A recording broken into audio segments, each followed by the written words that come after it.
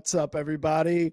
Welcome back to Only Football, where we are going to be live streaming the Thursday night football game. Kyle's going to be coming in here soon, but let's get it already. You know, the Bengals won the toss, I believe, and they deferred. So now the Ravens are looking at a 2nd and 9 here after the kickoff, with Lamar Jackson completing another pass up the middle, and it's going long. It's going to the 40. It's going to the 30, all the way to about the 27-yard line. This Thursday night football game is going to be awesome.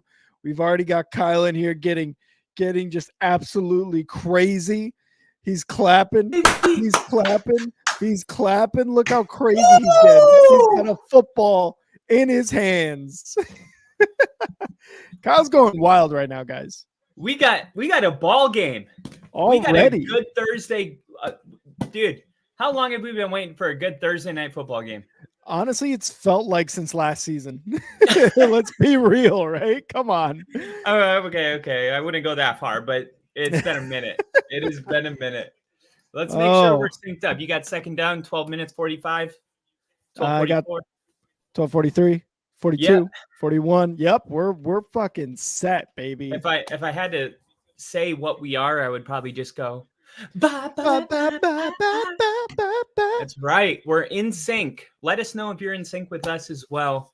You don't have to do the bye part. Yes, you do. We actually want you to stay.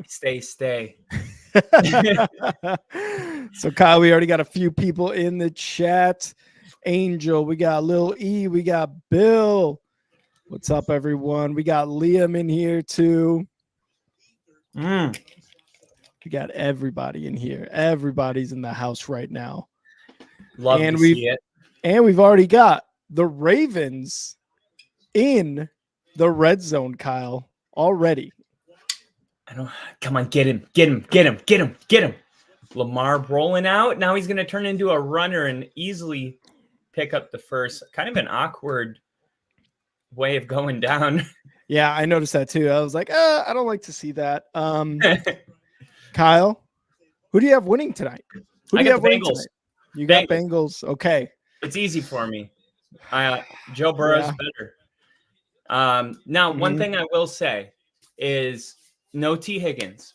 And I do think that's going to be more of an issue. I think the Ravens come in as the favorite at home. Yeah. I've had a pretty busy day, so I haven't even had a chance to really look at it. And that means I'm going to have to put my Thursday night football bet live on air. Wow. Here we it's go. It's going to be Mark Andrews anytime touchdown. Let me put it in. Oh, I love it. I think Ravens are almost 7-point favorites, 6.5 points. I'm going to take the Bengals to at a minimum cover. I'm going to say over 48 points are scored. Okay. And I'm going to go with Oh no! Already, Mark Andrews is down inside the 5. Jackson, Oh, really? Lamar Jackson threw his helmet down on the ground in just frustration. It seems like, and they're going to commercial break. But Kyle, continue. I'm going to take Joe Burrow to have over 258 passing yards. Okay, I like that. Lamar Jackson to throw 2 touchdown passes. Okay. I'm going to leave that one alone. But I will take Lamar Jackson to get 40 yards rushing. I will add that in. It's a good one. And let's see if I could add one more thing. I'm at plus 443. I would like one more thing just to get the odds. You know what? Let's go Joe Burr all the way. 3 passing touchdowns. How does that sound? 3 passing touchdowns from Joe Burr. I mean, I like it. I just, oh god, this defense for the Ravens can be very, very stingy for quarterbacks. I agree. I am doing the Thursday night no sweat same game parlay. So basically, with my parlay, it's a risk-free bet up to $25. So if you lose, they give you your money back. So, oh, okay, all right, like that. I love that. Little promotions like that are really cool, along with the 30% profit boost, which is available to use tonight as well. So what I'll probably do is take the 3 touchdown passes off and just boost the odds that way, because I do think those other things were very likely to happen. Yeah. But who do you got? Is this your famous $1, $2 bets? You know it. You know it, baby. I love it. I think I'm gonna take the Ravens in this one. I like them at home. The Bengals coming off a loss. I believe the Ravens also lost against the Browns. That one was a bit of a tougher game. But I do like the Ravens at home here, and being home, losing to a Browns team, obviously in their division, but the Bengals, they're not going to lose two division games in a row, I think. So I think they take the win at home. Yeah, I actually totally agree. So then you're taking the Bengals. Got it. I'm taking the Bengals on a risk-free bet to win $200. Oh, love it. Risk-free bet, and the only thing we need, all in all, the Bengals to not lose by more than a touchdown, over 48.5 points. Lamar Jackson, 50 rushing yards. Jamar Chase, over 85 receiving yards. That's not too much to ask for. So let's see what happens. They're going to run it with Gus Edwards on 2nd and 1, and looks like they're going to pick up a first down. So now they're going to have 3 downs to get 3 yards. And we've seen a lot of Gus Edwards at the goal line. I think he had 3 touchdowns 2 weeks ago. Yes, he did. And he had, I think, 2 more the next week. So we've gotten a heavy dose of Gus Edwards in this situation. Probably a Gus Edwards anytime touchdown would have been smart to add as well. But big good one. That or the other guy Mitchell as well. So 1st and goal here. Lamar Jackson's going to toss to the left side. Touchdown Ravens. Already just like that. And who was it?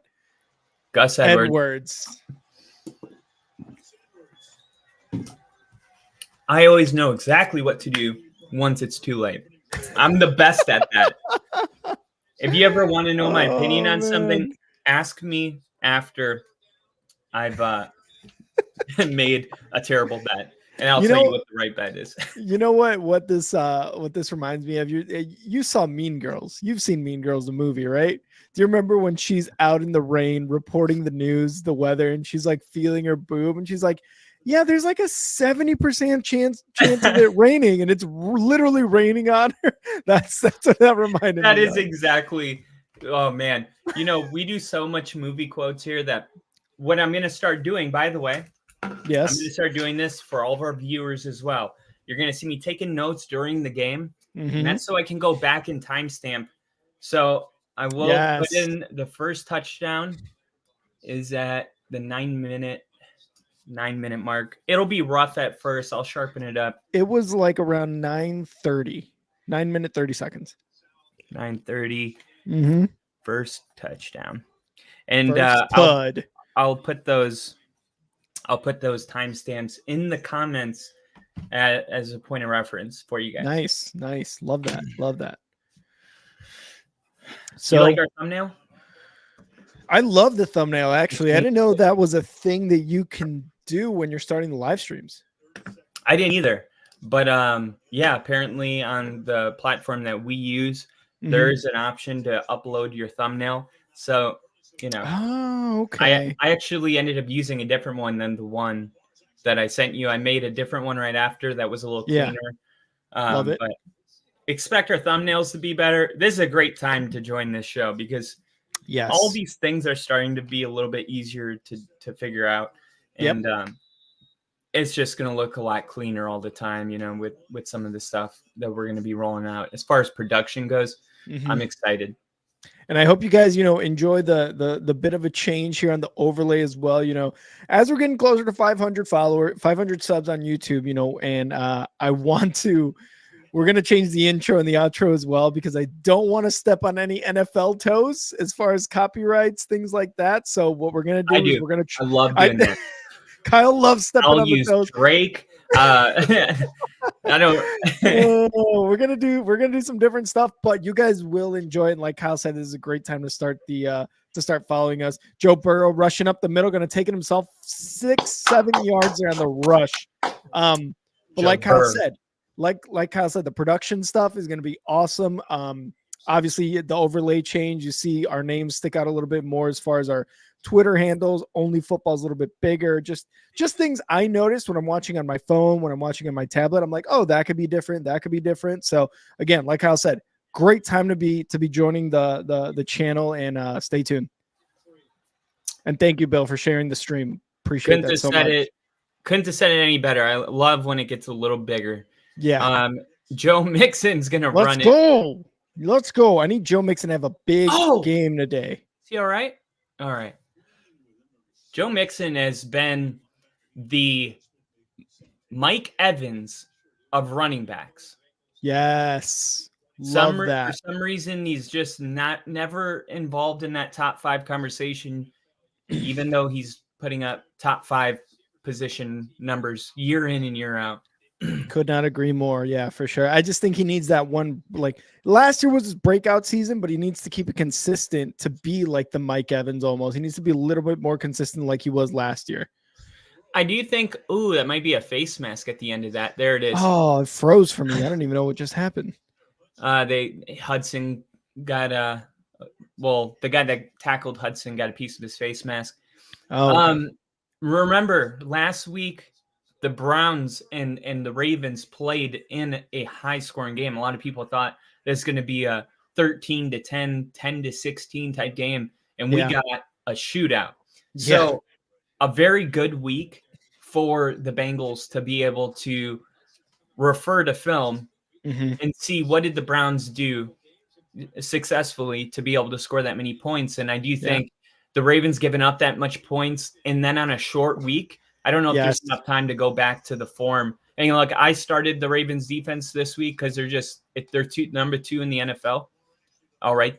Come on. Oh, no. Incomplete there for Jamar Chase. A little too high.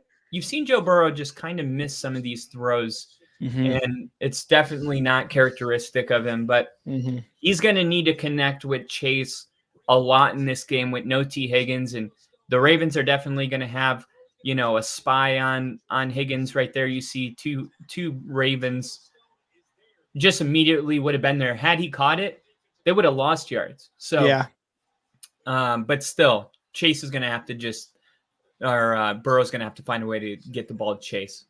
Here we go. Burrow, quick pass to the right side, and they get about 3 yards there on the reception. That was, who's that? Tyler Boyd.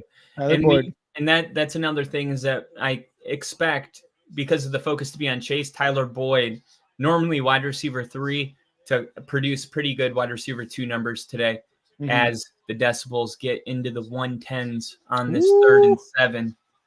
That's loud. I'll tell you what, that is loud. 3rd and 7 here for the Bengals. Joe Burrow is shotgun. Wide-eyed, bushy-tailed. He's got 4 receivers wide.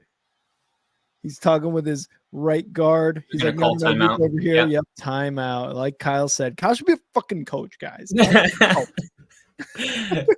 I'm not gonna fight him or fight it. If anybody's interested, hit me up. Seriously, I'll coach your Pop Warner kid. Like, I just want to be like that dad out there grabbing kids by their face mask. This is not a fucking game. You're like, oh my God, he took the fun out of the sport. Yeah. Football's not fun. Like that, remember the Titan scene? Oh, football's fun. Oh, football's fun now. No, it's not fun now. Yeah. Make up your mind. Make up your mind. Yeah. Zero fun, sir. All right, then. That's a good one. That's a good one. Oh, you hate to be that guy. Just, this guy could have been a star, but no, he's not anymore because of this coach.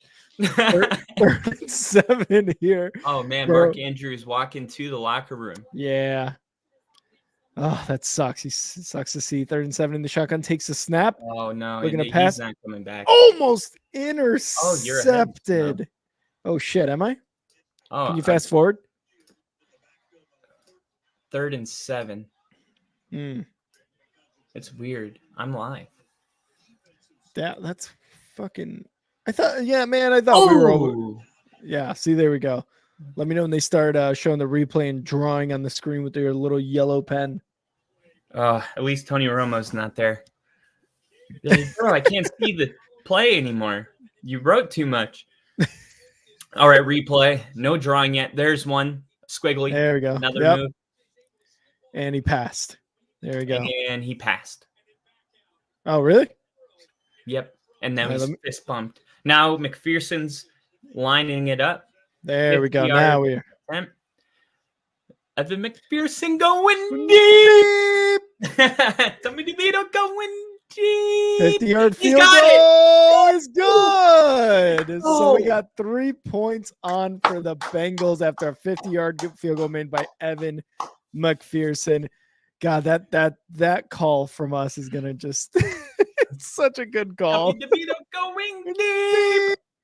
Intercepted.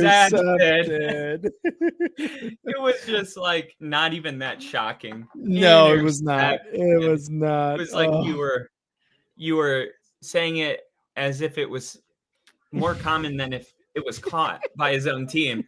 It was like, intercepted again.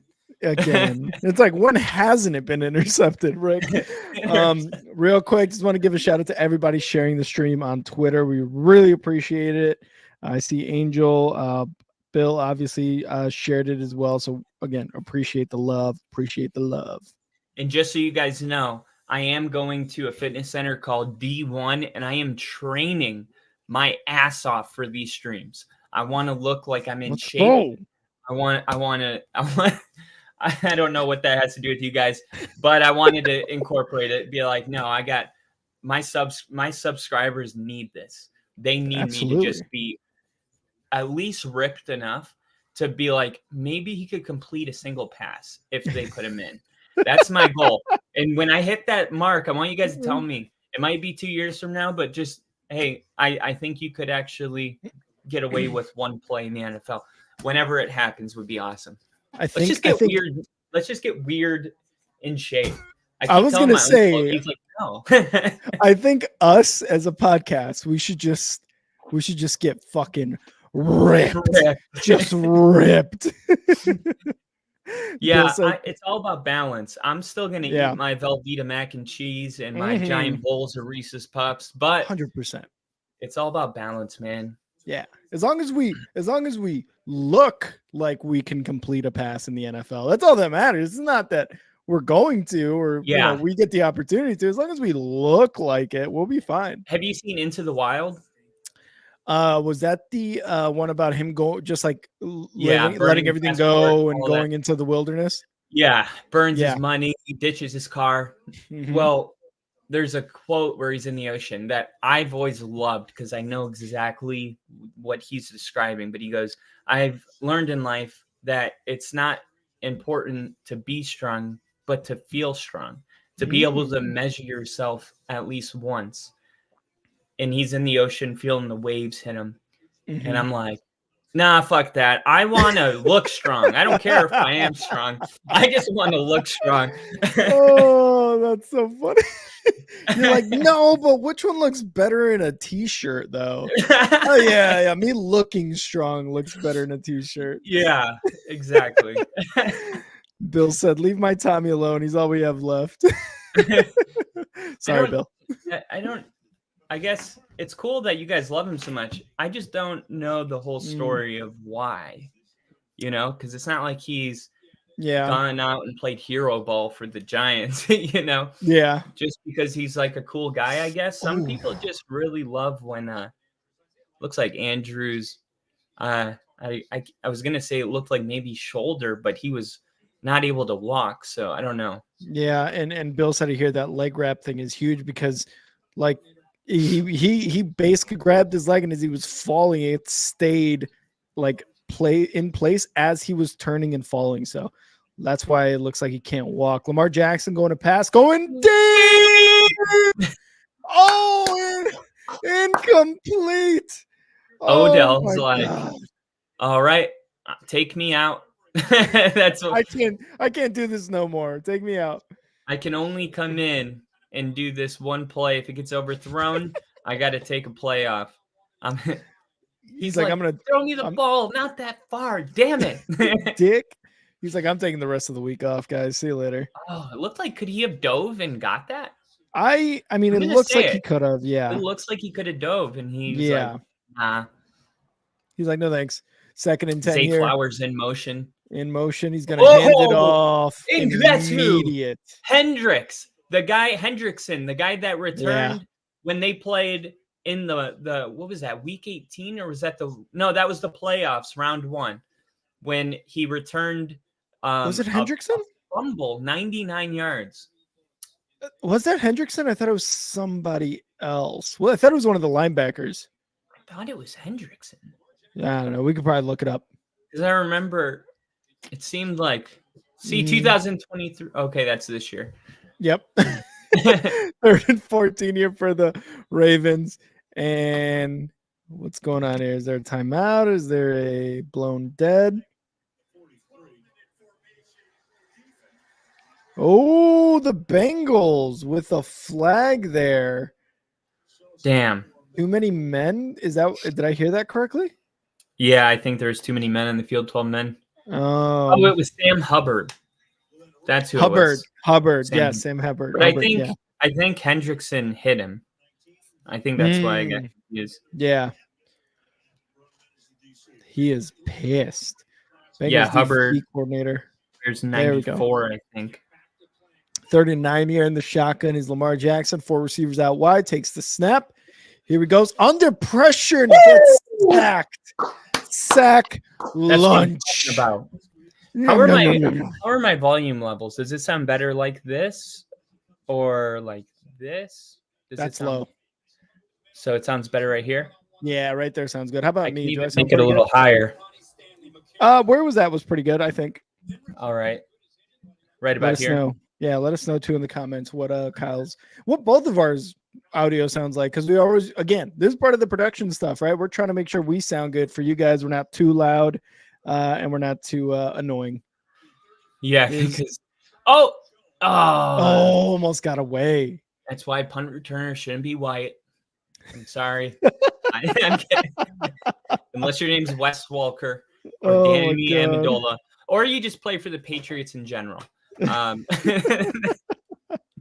You're ridiculous, dude. Kyle is quite literally ridiculous. Why? Because I said it. The world's thinking it. The world. I mean, yeah.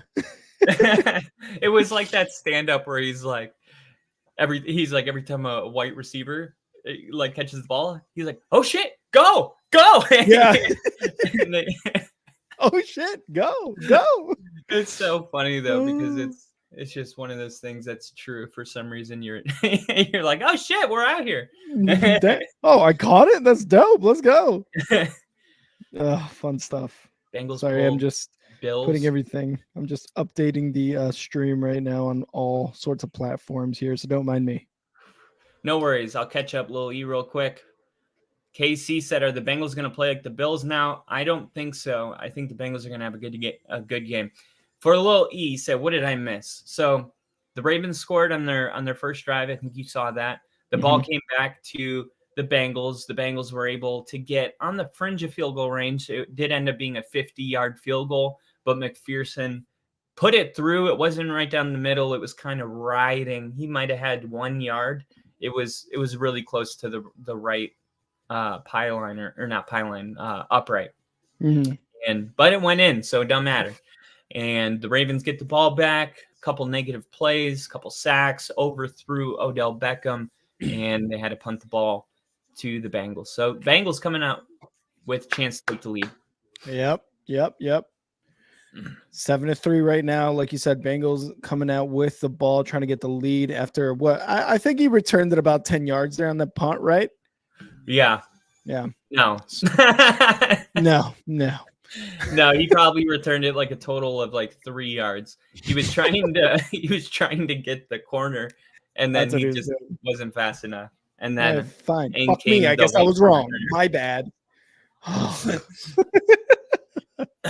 said it. Not, John Harbaugh is like, hey, let's straighten this fold a little bit. Flat bill it. Let's get weird. All right. First and 10, 5:45 in the first. They're going to start off at around their own 38-yard line. Bengals under centers Burrow, 2 receivers wide, 1 running back in the backfield. Going to take the snap. He's going to toss it to Joe Mixon. Joe Mixon trying to make up something up the middle. No, he gets stopped at the line of scrimmage. And one thing that you have to understand is the Bengals are going to think it's really important to run the football because of the way that, they don't have T. Higgins, all that stuff. They don't want to become one-dimensional against a really good defense. The Ravens are 11th in the league in opponent rushing yards per game. They're giving up 100.5. So about 100 yards rushing per game, almost in the top 10. So not an easy feat to come out in Baltimore and be able to successfully run the football, but Bengals showing that they're not giving up on it. This is just another timeout by the Bengals. Is this the crowd, Kyle, or what's going on here? This is definitely the crowd. And wow. I just, it's hard when you don't have the information because it's like, I want to be mad, but I think what Burrow was trying to say was like, you guys aren't even lined up. Yeah. And then he just ended up calling a timeout because he's like, my boys aren't in order. He's like, that's not it. Yeah, look at him. He's yelling because of the crowd noise. So that's when the crowd noise does come in. If they're at home, they're able to communicate no problem at the line. 100%. 2nd and 10 after that timeout. 5 minutes left in this first quarter. Joe Burrow in the shotgun. 4 receivers wide. Sorry, takes the snap. Looking to pass over to the left side. Complete. Oh, incomplete by Jamar Chase. Are they going to call it? I got to look at the replay. I didn't have a good angle on the ball. Yeah, it looks like they're going to call that incomplete. It's going to be 3rd and 10.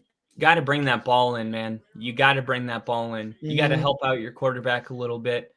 He does a good job of standing in the pocket. He puts the ball a little behind him, but still, you get 2 hands on the ball. You got to reel it in. Good job there by the he was like putting his hands on his head, like mad, but he still had an opportunity to grab the ball, not his head. And you know what I mean? 3rd and 10, Burrow. Oh, gets sack lunch. Yum, yum, yum, yum, yum, yum. Num, num, num. Kyle hates the fucking Ravens. He hates them. I do. I do. Jadeveon Clowney wearing a clown jersey number for an edge rusher. 24. 24. Ew. Corner. Ew. That was disgusting. I don't like that. I don't either. It's so funny how when the whole jersey thing came out, I'm like, yeah, let them wear whatever they want. And now there's certain times where I'm just like, all right, let's reel it in. We have gone too far as an This has NFL. gone too far. I'm down with any skill position having a single digit number. I'm okay with 0. But if you're a middle linebacker, I still think your numbers should be between 40 and 59. And if you're on the line, like a D lineman, I like 90s, sure, 70s, 80s, whatever. Not 80s. Who wears 80s? Receivers. Not like receivers and tight ends and that's it. Yeah, I'm not. Oh God, yeah, I am actually like, not you a fan of that at all. Yeah, if you want to be like a receiver wearing number like 42, no, that's dumb. You know what I mean? That's ugly. You're not a fullback, okay? You're not gonna wear your 40s. Get the fuck out of here, okay? Do you dip? Do you chew tobacco? No? Okay, turn into number 42. Is your regular lunch 2 cheeseburgers? No, get the fuck out of here. You're not in this conversation. What do you drive? What do you drive? An Escalade? Yeah, no, you're not wearing your 40s. Those 42. Are your 80s and your single digits, and that's that. Yep. You get it. See, you know what I'm talking about.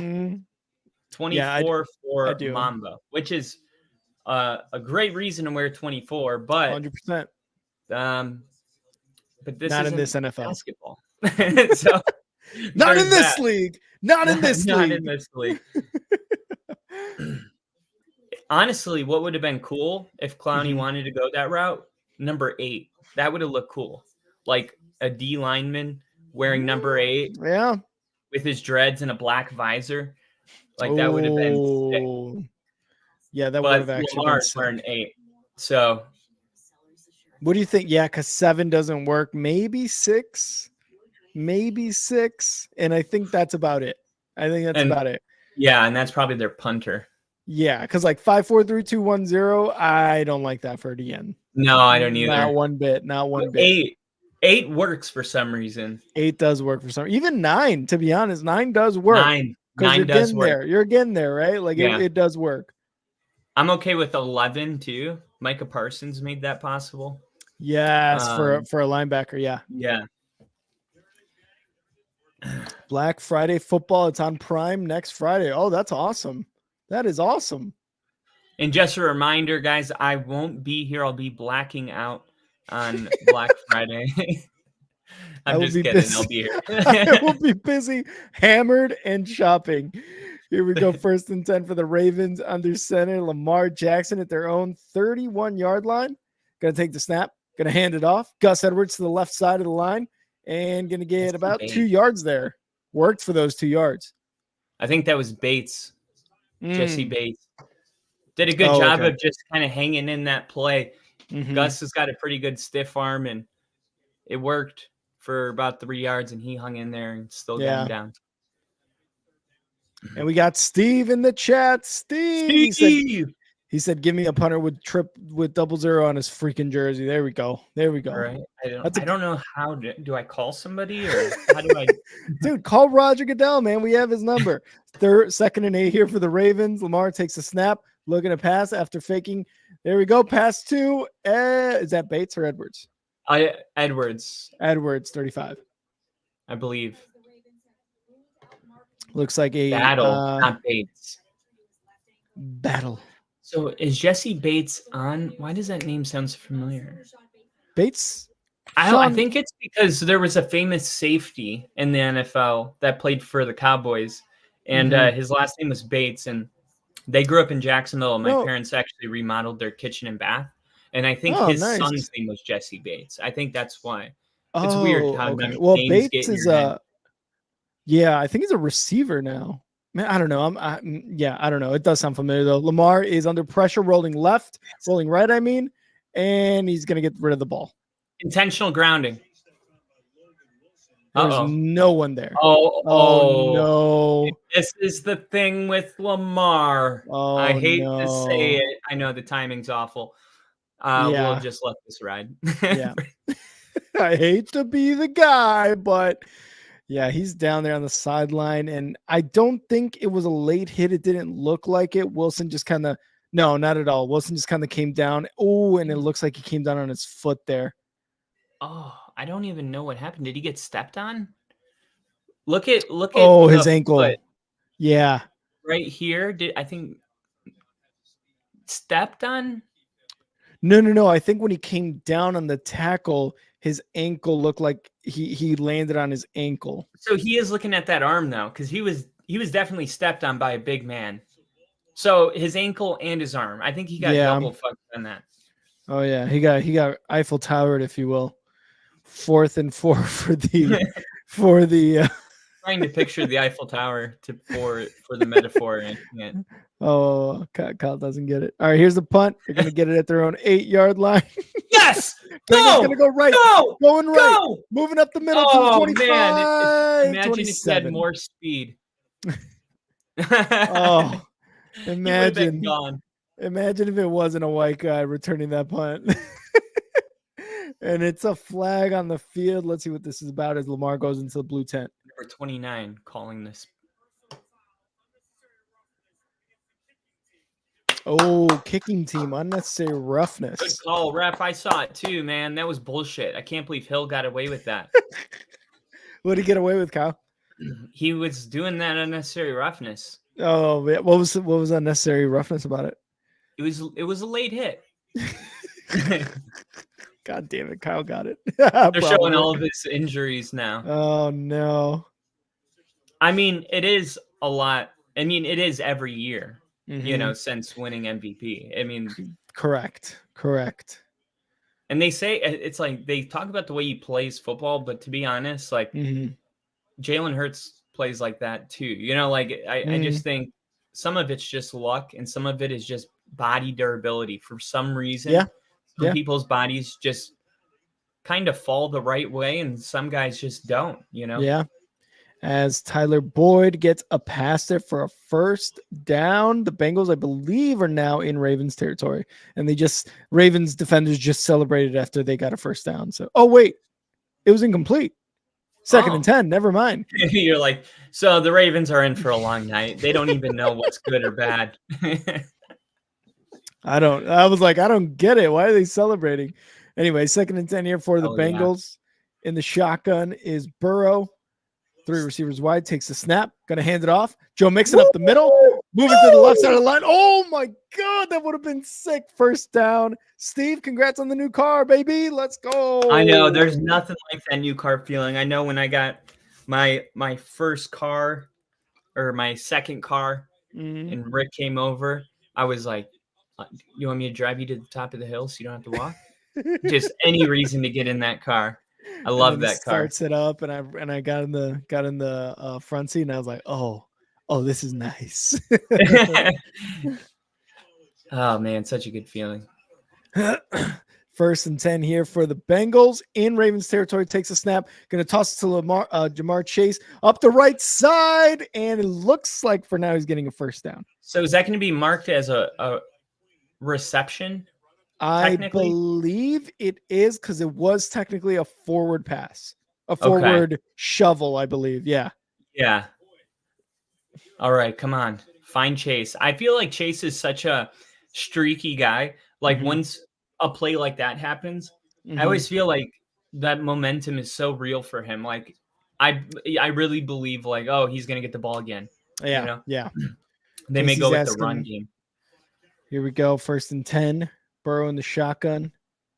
Gonna take the snap. He's gonna look to pass. He wanted him. Oh, sack lunch. That is the second sack for the Ravens defense. He wanted Chase. If you actually look at this, he's got his head to the right and never looked off Chase. He was look, his head. He was the whole time. Casey was asking what make and model for the car, Steve, and I want to know what your bank account number is, where you bank at, just normal things, right? License plate. Second and calm down. 2nd and 17. Bro to pass, going right side for Chase, out of reach. 3rd and 17 now for the Bengals. 25 seconds left in this first quarter. It's like even when you have the safety on top and the corner. If Burrow throws this ball perfect, it's still going down as a catch. Yeah. And that's one that may have been the degree of difficulty. It's a tight window, but Chase did what he needed to do for that to be a huge play, and Burrow overthrew it. 100%. Joe Burrow's trying to gather the guys like, look, we need to score a touchdown. Let's go up by the end of the first quarter, 10-7. Oh, making those fingers do the work. Takes the snap. Joe Burrow looking to pass in the pocket, dumps it off to number 89 for about a 4-yard gain. All right, so they get back to around 4th and 11, and Lamar Jackson might be headed to the locker room. And we may see an old familiar face in Tyler Huntley. I do think this is going to affect his mobility. So the 50 yards rushing is probably not going to happen. Yeah. You saw him kind of just doing a bit of a sprint there on the sidelines. I thought maybe they were walking back to the locker room, but he's staying on the sidelines right now, trying to see if he can loosen up that ankle. I hope he stays in. I don't want. Yeah. Come on. It's Ravens Bengals. It needs to be Joe Burrow versus Lamar Jackson. Like that's how this game's got to go. 100%. You never want to see a backup come in when it's a big matchup like this, especially on prime time too. Like you always want to see the starters in, right? Kind of like when it was like the Bears versus the Panthers last Thursday Night Football. I was like, this would have been cooler with Justin Fields, but we got Taysom Bagent, so is what it is. Yeah, no, it would have been way more cool. And let me ask you this. Sam Howell is the number 5 quarterback this year in fantasy. He gets, he got 4 weeks ago against the Giants. He had only 9 fantasy points, but since then, 30, 24, 25, 17, 18, 21, 19. He's got all these just really good numbers, and Justin Fields is healthy, and Sam Howell's projected 18, and they put Justin Fields at 17.9. The Bears are playing the Detroit Lions, which is a tougher matchup. Sam Howell's playing the Giants, but the Giants shut him down last time.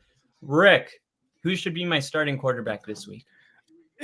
You got to go Sam Howell, man. I think you go Sam Howell. The upside of Justin Fields, like what Justin Fields is coming back. That's what I need to know. Is it week 1 through 4, or is it week 6 through 9? Justin Fields. So it might be something like you're looking at 1 through 4 because he's going up against a Detroit Lions team that will be tough on him, and the Lions defense hasn't been amazing this year. They gave up 38 points last week. What are you laughing at? What are you laughing at? I had something on display here that I don't want on display. Oh, well, now you guys are gonna have to rewind. Anyway, Vitamin green. Vitamin green.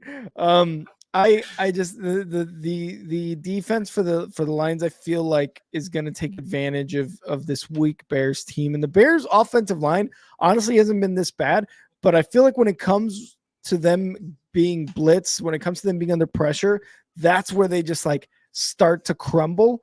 And I think the Lions are going to take note of that and do that to Justin Fields. Will he be able to get away? Maybe. It's not like he injured his leg or anything, his knee or anything, right? He might be able to get away. I just cannot see him doing that well against the Lions versus Sam Howell, who's been throwing for 300 plus yards every week, going up against a very, very weak Giants team. Sorry, Bill.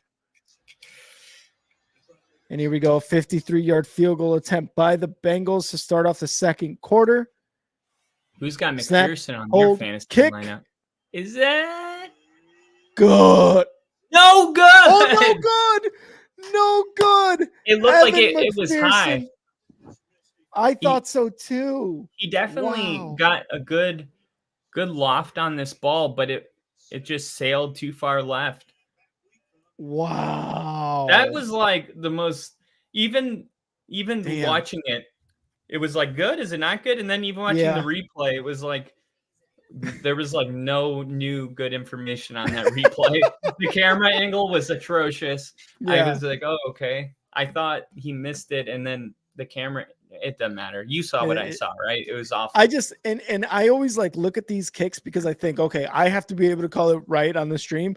But it looked, even though it crossed in front of the goalpost, it looked just for that split second that it went good, and then I was like, oh no, the refs are waving it off. That was not good. Yeah, no, that was as hard as it gets when it comes to our job.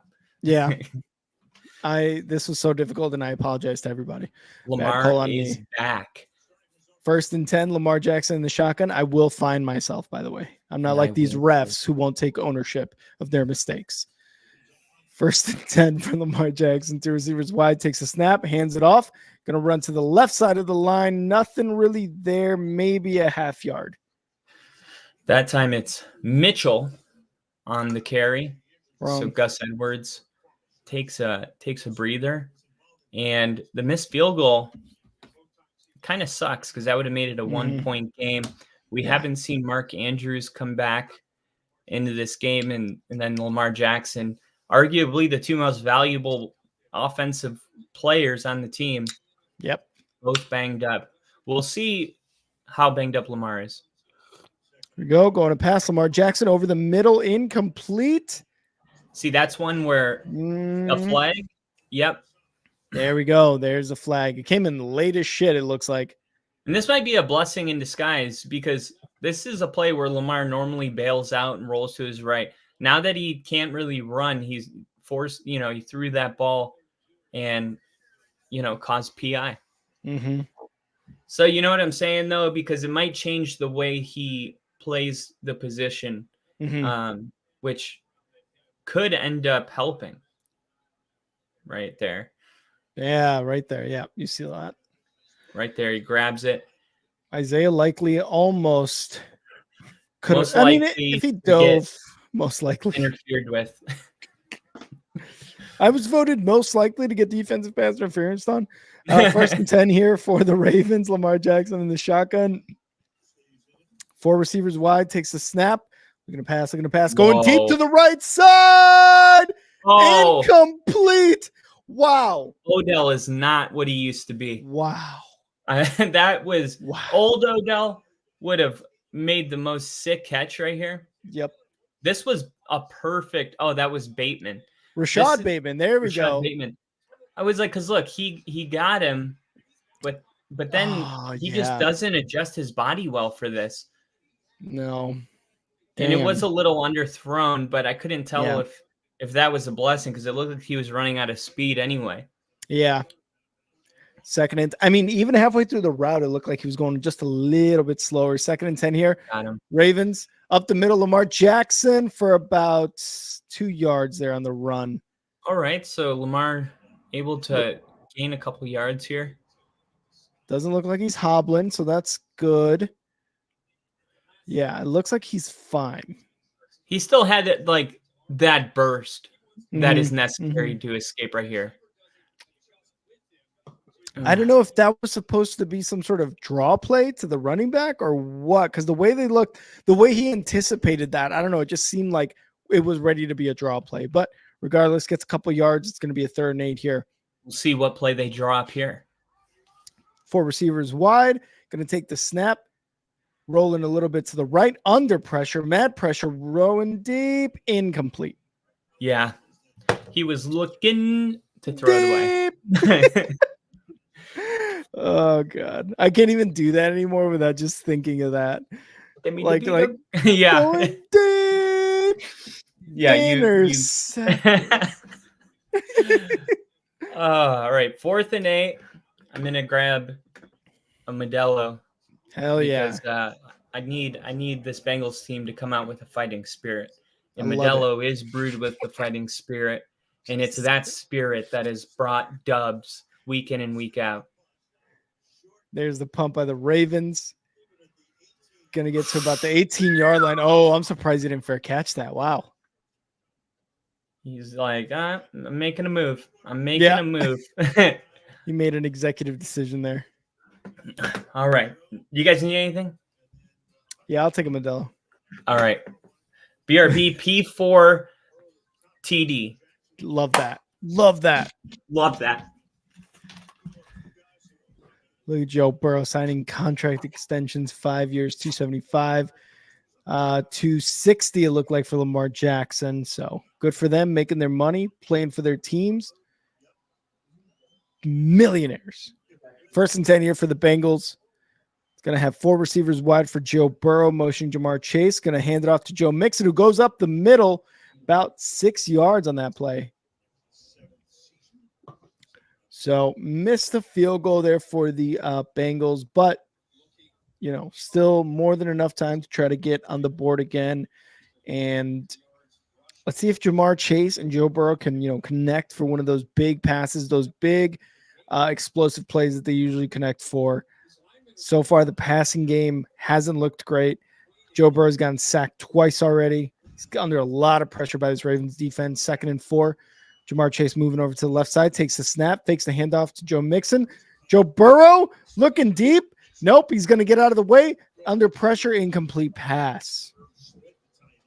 Burrow was looking deep to the left side. It seems to me like it was Jamar Chase that he was looking at, but under pressure there, so he couldn't really get anything going there. 3rd and 4 already? 3rd and 4 already. A 6-yard run by Mixon, and then an incomplete pass. Burrow wanted to go deep, got it a little bit under pressure, started rolling out right, and then just an incomplete one to looks like Boyd, I believe. Here, all right, third and 4 here in the shotgun. 4 receivers wide. Oh, thanks.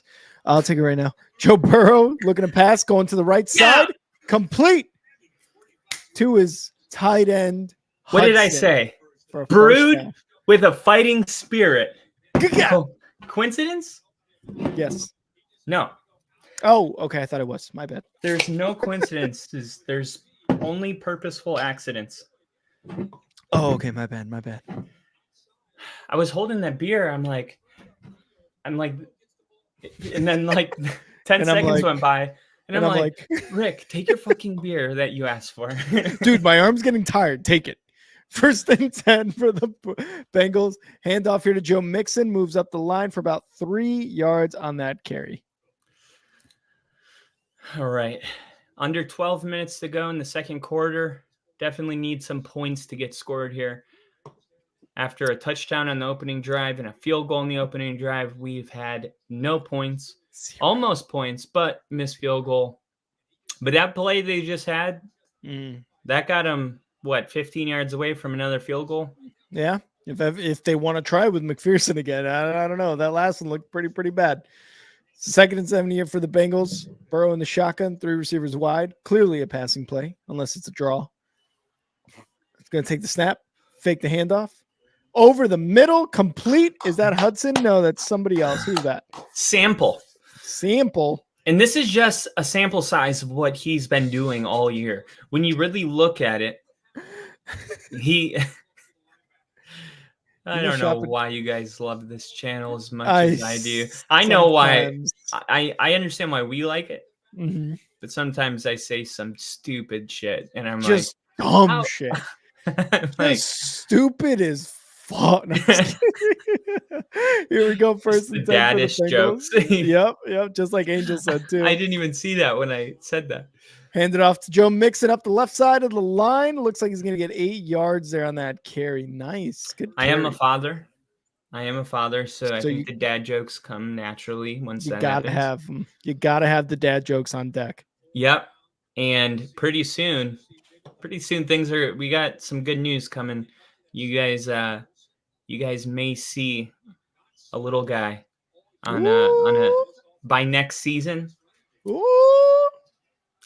Big stuff coming. Kyle, let's go, Kyle. He's gonna have his little offensive coordinator next to him. Mike McDaniel dress up.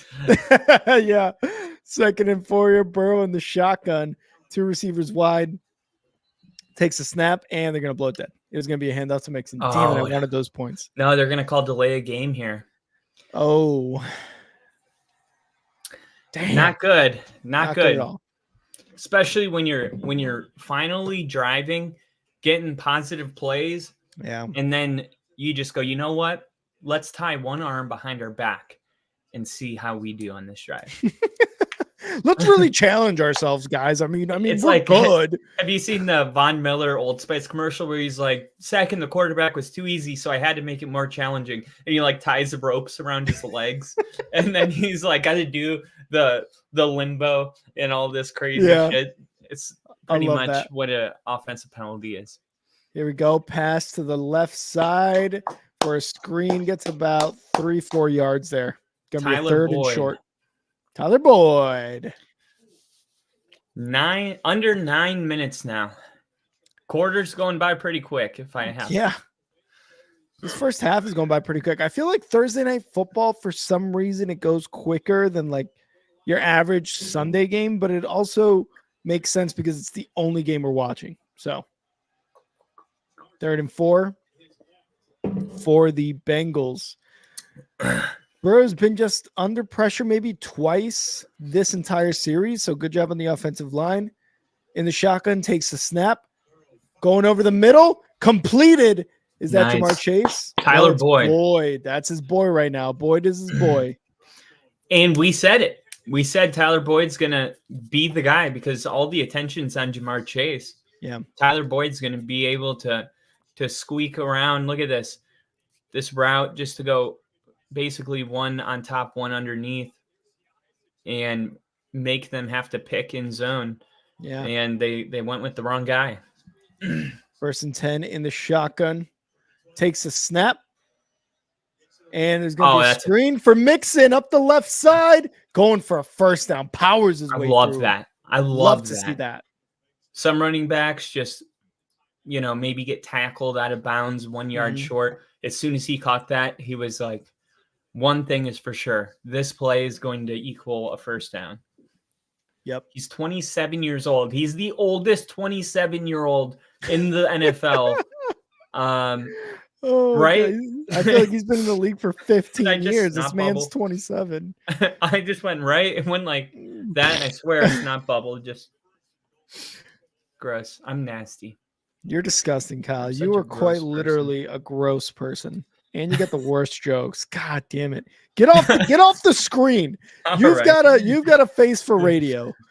All right. There's 2nd inches here for the Bengals. Gonna hand off Joe Mixon up the middle. Gets the first down and more into the hot zone. 1st and goal for the Bengals coming up. All right. Let's play a game just on the next however 3 or 4 plays. 1st and goal. We're going to pretend that we're working for the radio. So this has got to be radio voice time, Rick. Here we go. All right, we got Joe Burrow here in the shotgun. Oh, they wave it off. It looks like it's going to be a dead play flag. Kyle, this is the second time I feel like there's been a delayed game here on the Bengals. What is going on with Joe Burrow and this crowd? They look startled. I mean, radio voice Kyle's just like, they look startled. Well, it looks like they look a little bit startled right there on the front line. You saw the little bit of movement going on. We've seen it a couple times. We'll see how the Bengals respond. 1st and goal here for the Bengals. 3 receivers out wide. Joe Burrow takes a snap.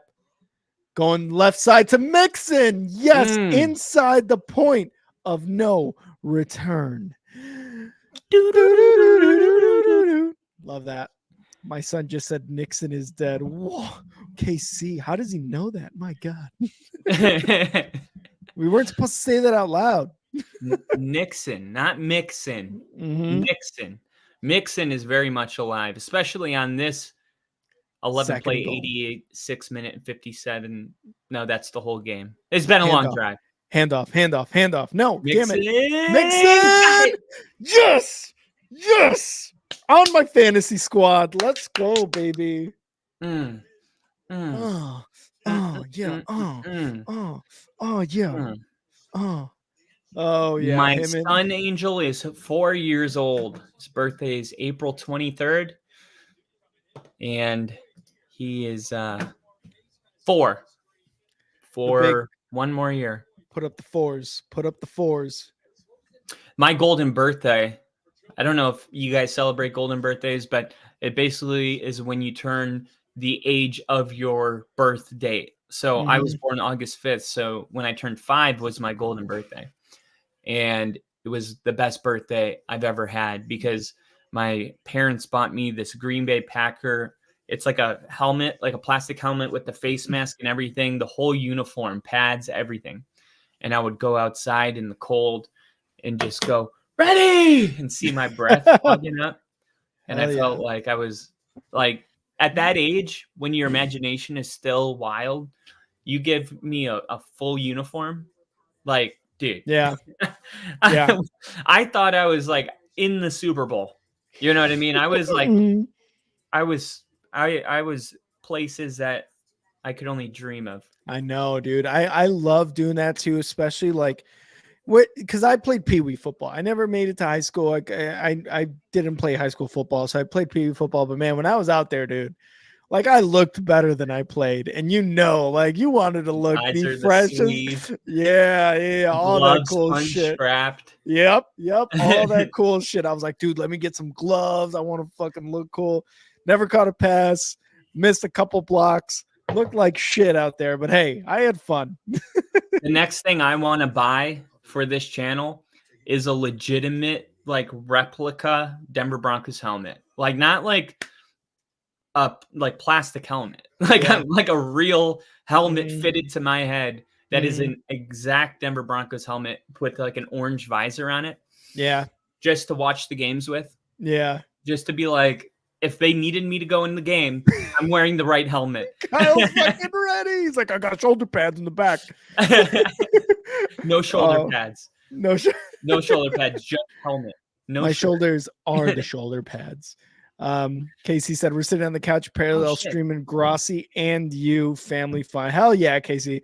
Really appreciate that. Honestly, the fact that you have us on with Grossi as well, like that is that's huge. That's huge. That is so big. Whoa, never heard that before. 1 hour. What would you say that was about 5 minutes ago? We'll say 55 minutes. Oh yeah, let's say 1 hour. 55 seconds. Yeah, right around there. We're doing 5 minutes. Seconds. We're not at an hour 55 minutes yet. Oh, so I was thinking just 55 minutes. What do you mean? Oh, the 55-minute mark. Yeah, oh, yeah. Okay. Yeah. I was like, we're not at 55 minutes. What are you talking about? Gotcha. Okay. And that was a Joe Mixon TD being touchdown.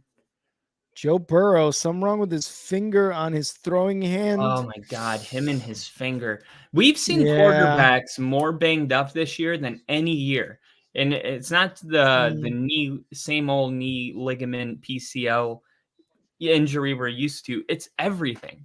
Yeah. We're seeing ankles, Achilles, knees, fingers, elbows, shoulder, dislocated thumb. Yeah. We've just seen like I just don't remember any time where it's been like this. Yeah, because you had a lot of quarterbacks out, obviously, right? I mean, not even out, but just like injured. And yeah, like you said, I can't remember a time when it was like this, where there was like a lot of big name quarterbacks out. And here we go. We got a run here to the right side for the Ravens for about 7 yards. And I believe that was likely. Was that likely? It was likely that it wasn't likely. One thing I will say, and you guys know, I'm never shy to pat myself on the back. And I have to. I said Zay Flowers was going to be the best rookie wide receiver coming out this year. Don't remember that. Well, you weren't with us at that time. 2nd and 3 for the Ravens here. Look at that. Look at that. Look at that guy go. Oh, up the left side. Up the left side of the line. Is that Flowers? But there's a flag on the field. It's going to be a touchdown, but there's a flag. Let's see what this flag's about. Kyle was right. Oh, Lamar Jackson's pissed. It's coming back, and I'm happy about it because Zay Flowers is on my bench. Son of a... Hey, look, what did I say about Zay Flowers? Best wide receiver rookie of this year. He's on my bench, by the way. But well, because I didn't say best wide receiver in the NFL. Yeah. Technically, you can be the best rookie and not be startable. I mean, he averages between, like 9 and 14 points, and then once in a while he'll pop, one with 17 or 20, but it's not as consistent as I feel with Mike Evans or even Devontae Adams, where I would replace him. And then going with David Montgomery, who's going to get more opportunities. But when you have a loaded team, or I mean, not even loaded, but when you just have a lot of talent on your team, there's always going to be people on your bench that you're like, I should have started him. But you just will never, you make the best decision you can, but it's all hindsight, when it comes to that stuff. You have, you put in Montgomery at your flex, or? Yeah, so I got David Montgomery flexed right now. I still have a couple days to change my mind, but I think what I'm going to do is I'm thinking about flexing Derrick Henry instead of David Montgomery. Burrow looks like he's headed to the locker room. I mean, there's 5 minutes left in the second quarter, so I don't know. He's got an entire half to kind of see what the problem is. I don't love to see that, but Montgomery. I was going to say real quick, Montgomery revenge game against the Bears, but the Bears have a very good run defense. So just leave you with that. But go ahead. What were you going to say? Oh, it's an elbow injury. She said he was not able to raise his elbow. Oh no. Look, oh shit. He can't throw. He can't. I don't want to speculate. Wow. But it looks like similar to how Brock Purdy looked in the NFC Championship. I was going to say the exact same thing. Like, it looked as he was going, like, coming down on the throw, because you're going to go throw and your arm's just going to, come down, and you expect it to just come down like that, no issues. But when it gets disrupted by something, obviously that movement is just something happens to it where you're like, oh, well, this is fucking unexpected, right? So, damn, man, is that Joe Burrow's twin? Browning, yeah. Burrow Browning. Did that guy, like, legit? It looks weird, right? The Amazon, like, camera production crew is so funny. They're just like, here's a bad angle of the field goal. Here's a drone in the sky with no context. And then here's the guy that looks like Joe Burrow. We're going to a commercial break. Here's a bad angle of the field goal. Here's Jason and Travis Kelce just fucking having an arm wrestling contest over a bowl of soup. Yeah, like, we're a real professional place here. Amazon's like, you gotta cater to the new TikTok generation. They can't focus. You just got to hit them with more stimulation with zero context. You guys want instantaneous gratification? Bam, bam, bam, bam. We'll scroll for you. Yeah, right? We'll scroll for you. Dude, eventually it's going to get to like that where you have to scroll, where you can scroll on your phone with just your eyes. Watch. It's going to get to that point. I have an invention for NFL football that if I told you guys, it's one of those. But I'm gonna tell you, if you guys are who I think you are, butt stuff, you guys won't be able to solve the equation. No, because you can have a great idea, but if you don't have billions of dollars, you can't do shit. Yeah, it's just a great idea. But here's my idea, okay? They start this thing. It's called 365. So basically, every square inch of the fans and the field is all covered by a camera. This would be very expensive, but there would be coverage on everything. The cameras that are doing that, they connect virtually to a VR headset. So basically, what I have invented is you can put on a helmet or your VR glasses, and you can walk through the field. You can walk onto the field. You could be standing behind Hurts during the game. You can walk up to a fan that's at the game. And there might be some like personal privacy stuff that needs to be worked out. But ultimately, for people that have injuries or maybe veterans that can't travel, Mm-hmm. that would That'd be be great sick. for them to be able to go to the game from their home, you know? Mm-hmm. I like that. I like that. It will take a lot of money and a lot of cameras, but I But mean, we could do it. you We look have at the what's technology. been done. Yeah, absolutely, it can be done. Bill, it looks like it was a shoulder injury. I believe that's what the sideline reporter did say, right, Kyle? Yeah. Okay. Well, elbow. Elbow. Okay, elbow. They said because he tried to lift his arm to throw it, and he literally just ended up like throwing the Mm-hmm. ball down or not, Yeah. just having no. We said it reminded us of the Brock Purdy injury. Just Yeah. I thought it was a shoulder, but the elbow, I mean, again, you interrupt that movement and wherever, and it's going to be a pain in the ass. So here we go. Third and 5 actually for the Ravens. Going to take the snap here. Lamar Jackson over the middle, complete. Is that your boy Odell. OBJ? Finally gets a catch and a first down. And he looks down the field menacingly, like, yes, I still got it, when we all really know. He looked You quick. don't. He did look quick, though. He did. He looked quick.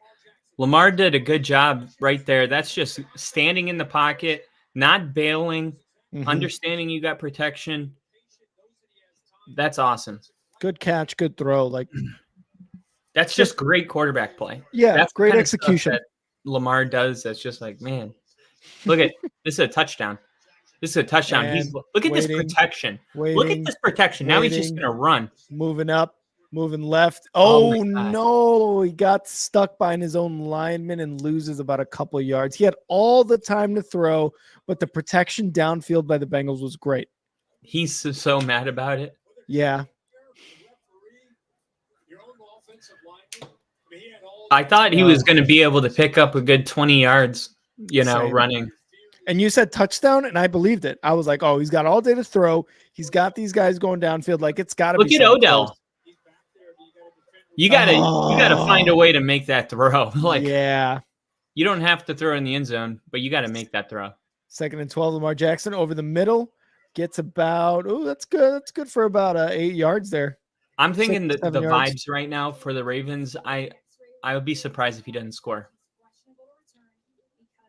Oh, yeah. They're showing Burrow's hand right now. Ooh. I don't know. It looks swollen, right?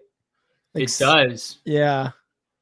And that is his throwing hand. So the other thing to keep in mind is they may have just needed the x-rays because if he was going to play through the injury, they have to confirm that there's no broken ligaments or anything like that.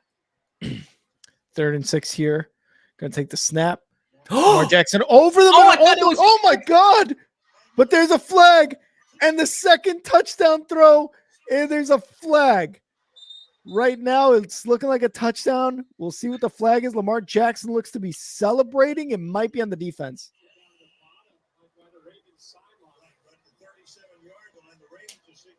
Two minutes and 20 seconds left. The Ravens are signaling that it's a touchdown. Yeah. Let's see what this flag is. Touchdown Ravens. Defense, touchdown Ravens, and our 12-minute mark, Kyle. For you just knew. You just knew that was going to be a touchdown. Yep. I think we said it right before. We were like, there's going to be a touchdown on this drive. The vibes Aguilar. were just feeling good. Yeah. And it's Aguilar there on the catch. Kyle and I were both confused because I thought it was like, it was knocked down because it looked like it was headed to the other receiver ahead of Aguilar. But Aguilar came up with the catch, and then all of a sudden, next thing you know, it's a touchdown. And I was just like, I was so confused. Here's the kick for the extra point. Snap, hold, kick is good. The Ravens take the lead 14-10. And it's time to update the ticker. Ooh, look at that. We're in unison, dude. Fucking hell yeah. Look at us. Look at us doing it. Look at us doing it. That's why I thought it was picked. This was such a lucky ass play. I didn't realize how lucky it was until the replay. But that's about as lucky as it gets right there. Yeah. For that ball to be tipped and still hit Nelson Aguilar perfectly in stride. Yeah. Like, go play the lottery tonight. We got Edub in the chat, fresh out the shower, so fresh and so clean. Love it. Clean. Love it, Edub. Love it. Glad you joined us. I mean, the Ravens just scored 14, second touchdown here. So it's 14-10 right now. Ravens getting close to the end of the first half. Joe Burrow did go to the locker room, and it looks like Browning, the backup quarterback, is going to come in here for this next offensive series for the Bengals. They have one timeout left and a little over 2 minutes left in this first half. So just a quick update for everybody who is just joining us, and we would appreciate it if you subscribed, if you liked, and if you can share. That would be fucking awesome. Do you see all of our new subscribers we got today? Word of mouth. Awesome. That was awesome. Got some people to subscribe at the bank. Ooh. Which bank? Bank of America. Oh wow. We live in America. No, Wells Fargo. Fargo. Well, that's also in America, so I like it. So what was I going to say? It was important. Oh, yeah, our subscribers. Yes. I want to get a bunch of subscribers. You know that. But the one thing I'm worried about is I want us to get 4 more subscribers and then no more after that. I hate you. Browning, his first pass in this game, gets a first down for 12 yards. Kyle just wants that vitamin green number. That's why. 420 subscribers. We're not going to get. We get 420. No one's going to want to subscribe. They're going to be like, nah, I don't want to ruin a good thing. They're like, no, I like it. I'll see you guys in about 3 months when you come up in my algorithm again. Every time someone subscribes, we have to call someone to unsubscribe, but hey, just take us down a number. Just be like, Bill, I know you love us, but we need you to unsubscribe right now because we're at 421. Okay, sick. Okay, thank you so much. And then our next goal is going to be 1,420. Not even 600. I'm like, we need 1,420. Yeah. Tell your friends, tell your family members, tell people you don't even like to subscribe right now. Oh God. So Browning obviously here in for Joe Burrow, who went to the locker room. X-ray is going to have the entire halftime to get that fixed, and it is a 2-minute warning right now. Can Browning lead him to another scoring drive, Kyle? Because the Bengals are receiving the ball in the third quarter. Yeah, well, I mean, we don't know anything about this guy, so it's hard to make any kind of prediction. But literally, don't care. Make a prediction right now. I swear to God, gun to your head. I will. Gun to your fucking head. Okay, gun. I will. Gun. Here's the one thing that we talk about a lot on this show. We call it the Tom Brady effect, the Peyton Manning effect, the Brett Favre, Aaron Rodgers, the star quarterback, which Joe Burrow's the number 2 quarterback in the NFL. Effect. The guy that emulates him week in and week out, that goes to practice with him, sits at the table with him, comes up with the game plan with him, normally is in much better shape when Joe Burrow's, that guy. So as much as I'm like, hey, this is an unknown, I'm still I'm inclined to think this is going to go better than, a typical backup just because Joe Burrow. And we'll see. So that's my prediction. I don't know, but I don't think you're going to, you might see a couple plays and be like, oh shit, this guy, he might come out with a little more confidence than we're used to because he thinks he's Joe Burrow, And I feel like that's usually how it goes, because you will see something like that and you're like, oh, this looks good, right? Like we just saw that first down throw and I'm like, damn, that was a damn good throw. You know what I mean? And they kind of start settling in, and they're not going to be Joe Burrow. They're not going to be these guys. They may have a really good game, but they're not going to be that. So, I mean, just ride it out while you can, though. If he's making these 12-yard throws for first down, fuck it. Keep that confidence high. Let him sling the ball, but also let Joe Mixon score, because I need it for my fantasy. No, I totally hear you. You don't believe in young guys. All right. Here we go. They hand it off to Joe Mixon up the left side, about 3 yards on that carry. And if you guys are joining us right now for the first time, let me take a moment to tell you Rick's favorite play is the shotgun run. Loves the shotgun run. Big fan. He's always been. There is a late flag on the ground. It seemed like it was very late. Yeah. Illegal use to the hands. Defense. Defense. That's going to be a 5-yard penalty and an automatic first down. There we go. How about that? How about that to start this drive off? A brand new first down and 8 yards. And we got Mark in the chat. He's saying he has the receivers to throw to. Mark, cheers. He does. Mm-hmm. Tyler Boyd. I've been high on Tyler Boyd for a while now. But Tyler Boyd is a legitimate wide receiver too on any other team without T. Higgins and Chase. 100%. First and 10 here for Browning. Takes a snap. Looking to pass a little bit under pressure, going left, incomplete, a little too far there for Jamar Chase. I do like that, coming out, and that was his first ball he's thrown. Mm-hmm. I do like that he's throwing it in the direction of Chase. How many times do we see a guy come into the game with, a star receiver and they don't try to force it? It's like, no, force it.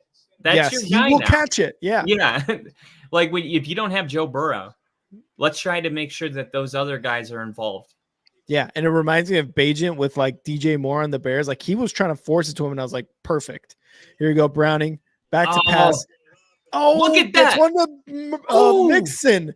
Good catch by Mixon and gets a few yards there for a 3rd and short coming up. That was nice. It was. One-handed it, held on to it, then turned into a powerful enough runner to bring up 3rd and short, which is, with a young quarterback, any quarterback in general, 3rd down, you're going to have much more success, 3rd and 3 or less. But it's even more true with a young, unconfident quarterback. 3rd and 3 is where you want to live. Here we go. 3rd and 3 for Browning and the Bengals in the shotgun. Takes the snap. Looking to pass, going left over the middle. Actually, complete. What a catch. It's a needle. Wow. Great pass by Browning there. I think at a minimum, we're going for a field goal. Yeah. Minute 27 left. They have one timeout left, but they're making good time. They're already in Ravens field, in their field territory. So not bad. Don't need to use that timeout yet. You're making those passes. You're getting those completions. Good job. And Lil E. Burrow is hurt. Looked like an elbow injury. He went into the locker room at about the 5-minute mark left in the second quarter. Irwin. Who the fuck is Irwin? It never hit the ground, though, so who cares? Who cares how much it juggled? It didn't touch the ground. What are they laughing about? Look, what is that? Fumbling the ball, but it doesn't matter if it doesn't touch the ground. Yeah, he came up with it at the end. Like you said, it never touched the ground. There's no point to this review, in my opinion. And I am going to share this podcast with the world. Finally. I'm gonna try. I was gonna say Kyle is literally so ashamed of me he doesn't share the podcast. I just don't want anybody to screw up the 420. Well, we need to get a 420 first for people not to fuck it up. All right, so we're gonna quote retweet Nelson Aguilar flipping his way into the end zone with a join us live at Bam. We love football fans. There it is. Ladies and gentlemen, there it is. Bill did something really nice. I want to shout out Bill. He sent me a private message, and basically what he did was he was thinking about how you and I are veterans, and he sent Tom a DM clip with you guys thanking him in our video for helping 2 vets, one with an injury. So I looked for your old post about your injury, but then I saw that and the one you were jersey unbagging when you were in your flight suit, and kind of put 2 and 2 together, a P8 cutout and a drawing later. So Bill basically put together this whole thing and sent it to me. Really? And Tom got back and said, "Hell yes," with an exclamation mark. That's Fuck yeah. the Tom Grassi. That's not a very good camera angle, but still, I told him that's awesome. I said that Bill is chaotic good, and that's what Tom Grassi is all about. So, Bill, just wanted to shout you out, man, for going above and beyond to help us out, and you know, in a world where there's a lot of people that appreciate vets for publicity, it's nice when just regular people appreciate vets, and it has nothing to do with like, hey, stand here, make sure the cameras are rolling. Okay, we appreciate our vets, and that does happen a lot, where you're like, am I being used? I'm okay with it because I love football, but am I a political puppet? Yeah, exactly. And that's how I felt at the Navy Wounded Warrior event. I just felt like it was a little disingenuous. Like, yeah. Bill, thank you so much for sending that. Really, honestly, like you've been one of our OGs here on Only Football, and I really, really appreciate from the bottom of my heart you doing that. So thank you so much. I appreciate that. And to get a response from Grossi on that, and not only getting rated by him because you sent him a super chat, like fucking awesome. We appreciate you so much, and you've already done so much for this channel. So thank you so much. 4th and 3 here for the Bengals. Browning, and they are, they were just going to punt it. Yeah, going to get a flag here. But yes, Bill, thank you so much. You've done a lot for us, a lot for this channel, a lot for Kyle and I, a lot of support from you. And you deserve all this praise and this thanks from us. So thank you. And he says, if I could do more for you guys, I would. You've done more than enough, man. I can think of a couple things. Well, what are they, Kyle? Tell them out loud. Say them out loud. I want to get a beer in LA. Yeah, that's exactly what it was. Yeah. Well, we'll talk about the next thing when we get our beer. I'm not going to talk about it now. Just kidding. I wish we could get a slice of pizza and a beer in New York and go to a Giants game. That's what. Oh yeah, that would be fun. That would be fun. That would be very fun to do. And here's the punt from the Bengals. Going in the end zone. Yeah, you got to die for that. You got to give 110%. One thing I think would be cool is, once we have, I don't want the channel to grow too much. I would rather do this with like our most engaged viewers. So like Steve Lee, Bill, Casey, Ginger, Angel, like the people that are here most of the time. It'd be cool to like do a raffle. And whoever wins, we go to your favorite team's stadium, like together. It's like, oh, we're going to a Colts game with Ginger.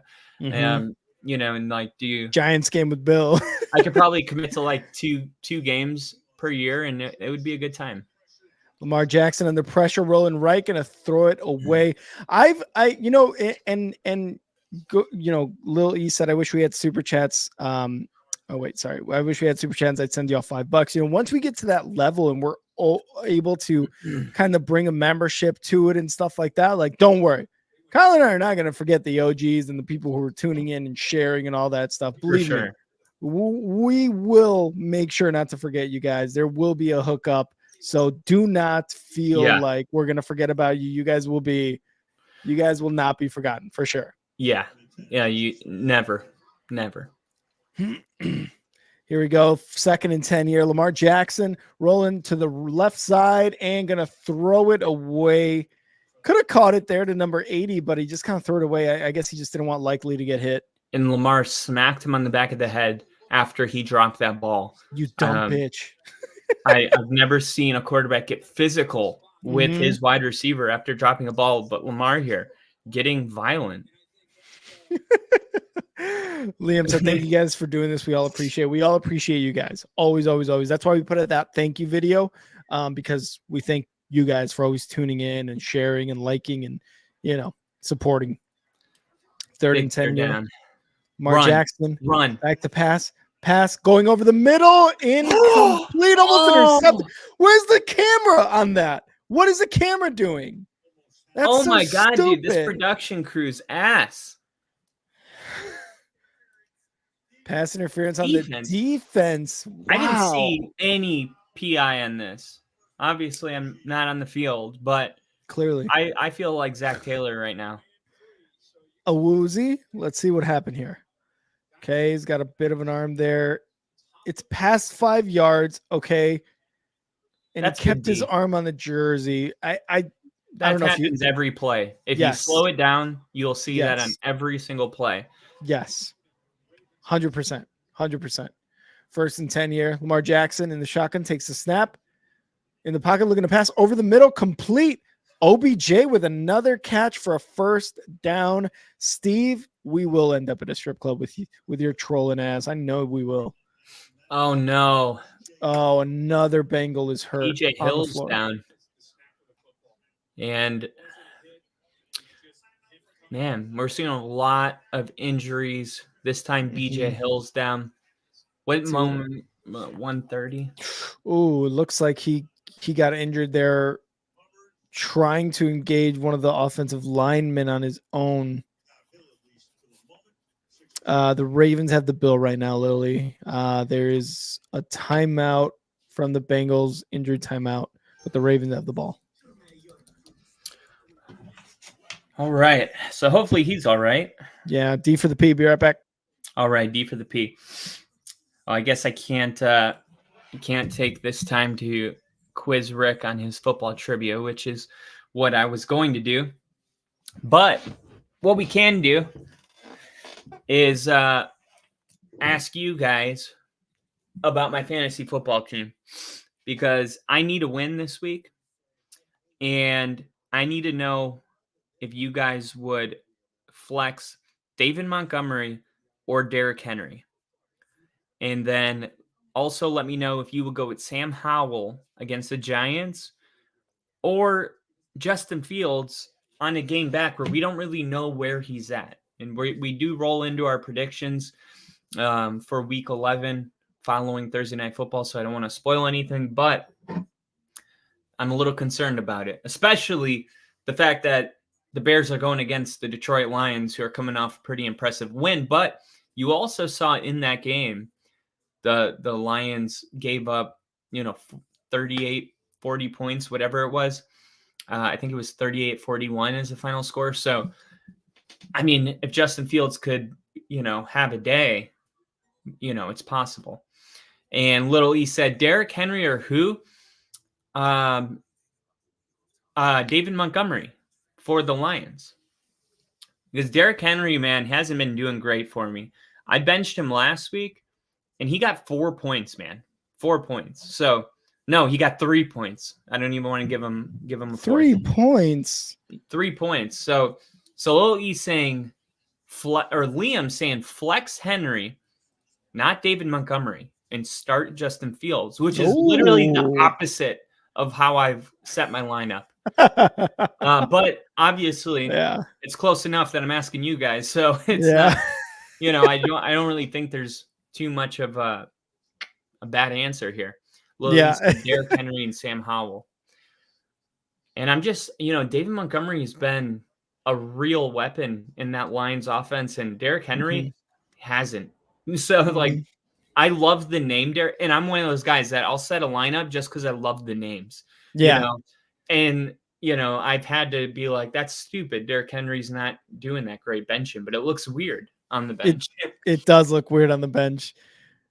Lamar Jackson, and then a little bit of pressure rolling left, completes a pass about 8 yards there. Steve makes a good point. And I think I kind of was talking about it earlier. Lions have been giving up a lot of points. So again, the Justin Fields start, things like that, or even David Montgomery starting, both can give up and can get a lot of points. So yeah. And we have a holding here on Simpson, number 76 from the Ravens. Going to be about a 10-yard penalty. The Ravens are looking at a 1st and 20 here coming up. 1st and 20. Damn. 54 seconds left. Baltimore trying to get in field goal range. 5 penalties for 55 yards. Jeez. Bengals 6 penalties for 40 yards. So more penalties, but less yards. I think most of them have been on offense. I think so too. Yeah. 1st and 20. Besides Lamar. PI. Yeah. Besides the PI. Takes the snap. Jackson back to pass. Going over deep over the middle. Left side. Incomplete. That's a flag. Jr. going deep. No. That's not how it goes. Lamar Jackson going deep. Incomplete. Pass interference. Defense. Yep. So now the Ravens end up in Bengals territory. 49 seconds left. More than enough time to at least get 3 points here. So coming at the right time. You love it. Zay Flowers, there's your boy. Definitely coming at the right time. It's going to be important, not just tonight, but in general in life. Yeah, coming at the right time is always very important. 1st and 10 at the Bengals 36-yard line. Jackson in the shotgun takes a snap, gets it to OBJ up the left side of the line, makes a move, goes out of bounds. 41 seconds left. Great job by OBJ there.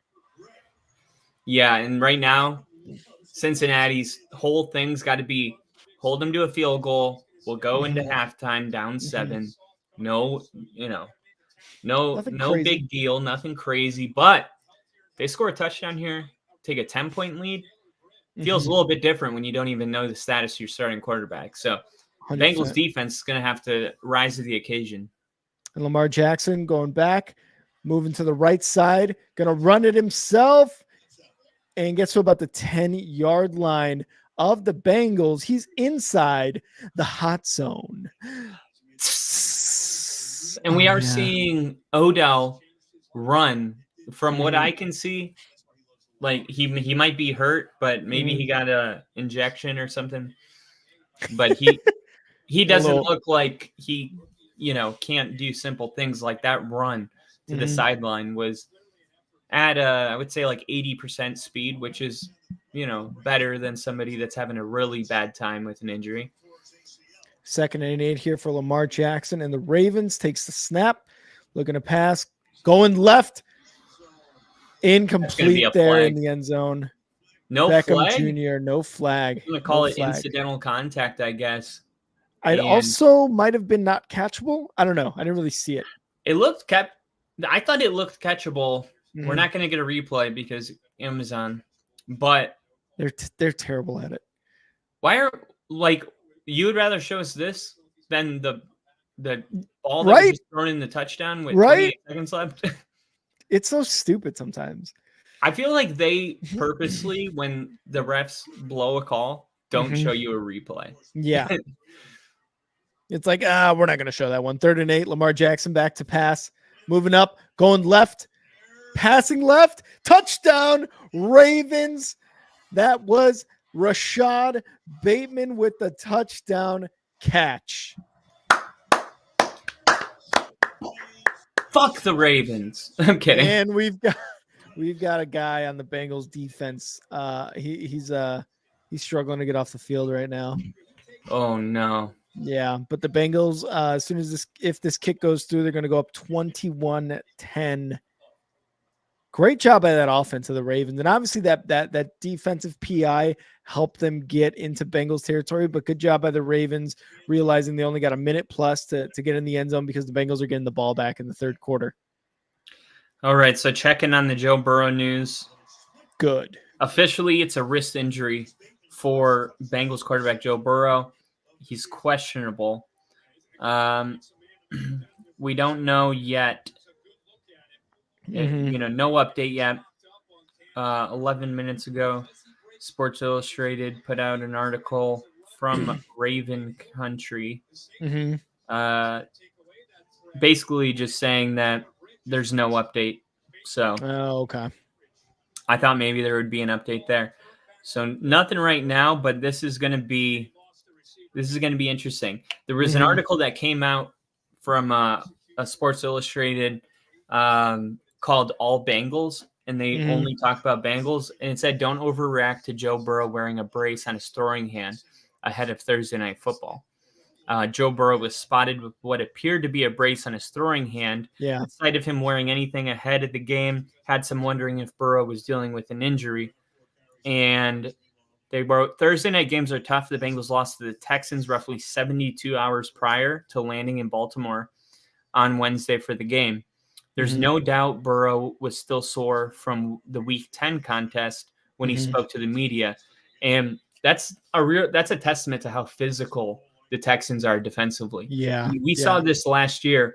Teams after playing the 49ers went 0-17 because of how wore out they were from playing them. So the Texans are becoming that kind of a team, and the Bengals did get their asses whooped. You know what I mean? And 100%. Then they had to come out here to Baltimore, and we'll see about the injury. But this, it's such a violent sport, and your body can only take so much before you hit that threshold. And the Bengals going to run up the middle with Mixon, going to get about 2 yards there. 15 seconds left. It looks like they're just going to run the clock out, go into the locker room for halftime, and receive the ball. Sources told me Joe Burrow fractured his finger, possibly fractured his wrist. This is something I saw on Twitter.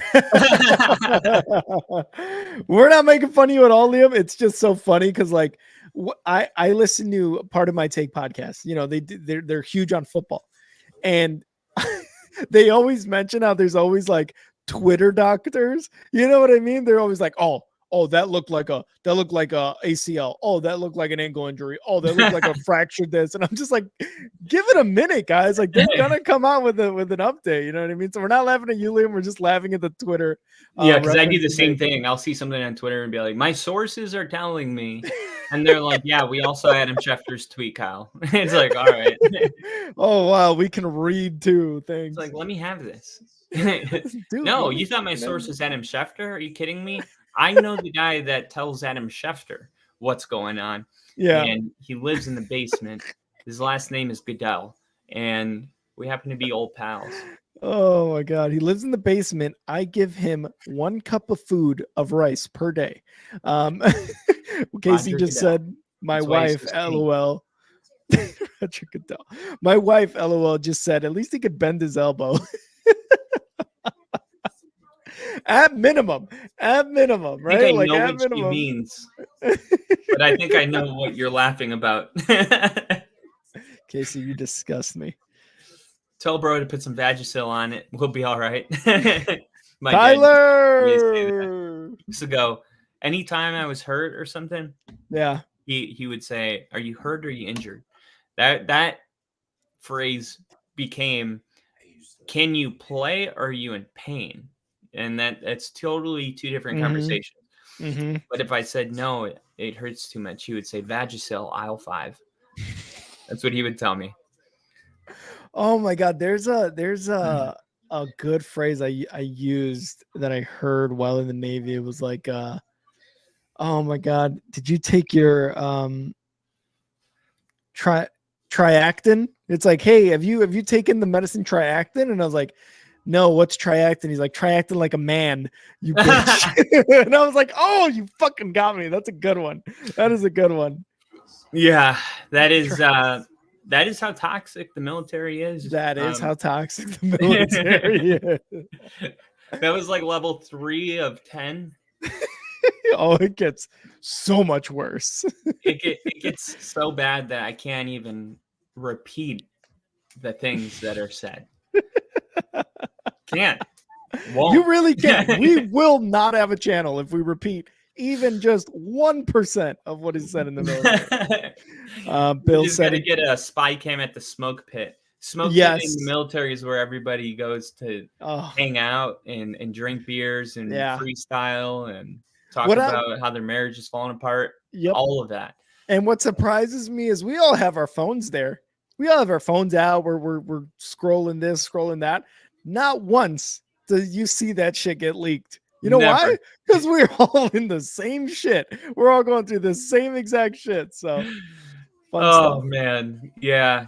Some of the best nights were at the smoke pit. I mean, I really had some good. I remember you and I hanging out at the smoke pit after going to that bar in Sigonella. What was that bar called? Jocks. Yeah. I remember us hanging out the smoke pit, talking about life. Rick's always like, dude, your life sucks. I'm like, I know I I made never a said series that. of bad decisions, and Kyle has had a very interesting life, and I feel like one day we will get into it on here. Maybe we'll see how Kyle feels, but it's definitely a very interesting life, and that is all I will say. Bill said a Giants reporter went off on people with sources versus people like him that are in the building. I clipped it and it's in my Twitter. I'm going to go check that out later, Bill. Thank you for letting us know about that. I love that. The sources. We have not seen Liam back since our joke. Liam, we were kidding. Come back. Dude, comment, bro. Get comment. back in here. Let us know that you're not mad. Oh, yeah, our numbers are going down. Liam! Liam, what are you doing? He's like, he's tweeting. He's like, worst channel ever. Liam's a heavy hitter on the Twitter world. It seems like our numbers going down, and it's just like Liam's tweeting out there. Hey, Lily, fuck these guys. They said I don't have sources. All of a sudden, everyone's gone. Even Bill. We're like, what happened? Does Liam have that much power? Bill got the notification. He's like, damn, what a dick move. All right, see ya. I'm out of here. I got you, Liam. We're boys. Lily, I was gonna say I've not heard that joke before, Lily. Please, I haven't heard that joke. Please send it in a DM, not on the comments section. If it's that bad, yeah, probably a DM. That's a DM. That's a DM. I can tell you right now. That's a DM. Oh God. Okay, so whenever somebody starts a joke and they're like, so a lesbian, a Jew, and a black guy walk into a bar, I'm like, no. Whenever someone starts a joke off by looking around, I'm like, you know what? This probably is not the spot. All right, come in. I got it. And you're like, no, I don't want to be a part of it. Unless you can laugh about it and say it out loud, do not say it. Oh God. All right, let's get back to the game. We're obviously going off script here. The NFL script. 21-10. Ravens are up. Kyle, we got our boy Clue Kazoo in the chat. In the house. What's up, Clue? What's up, Clue? Everybody say what's up, Clue. Everybody throwing a dog shit in the chat for Clue. Everyone put a dog shit in the chat for Rick. Let's see who gets more. Keep a counter going. Rick and Kill a Clue, all with the dog shit in the chat. Let us know what you're thinking about this game, 21-10 at halftime. Rick, what were you going to say about it? I was going to say 21-10 at halftime. Ravens, scored two unanswered touchdowns there, I believe, because I think the Bengals went up 10-7. Ravens scored twice in a row. Obviously, the Joe Burrow thing, huge. Going into the second half, he's questionable to return if I remember correctly what I saw last. If he were not to return, Kyle, is this going to be a Bengals loss? As much as yeah,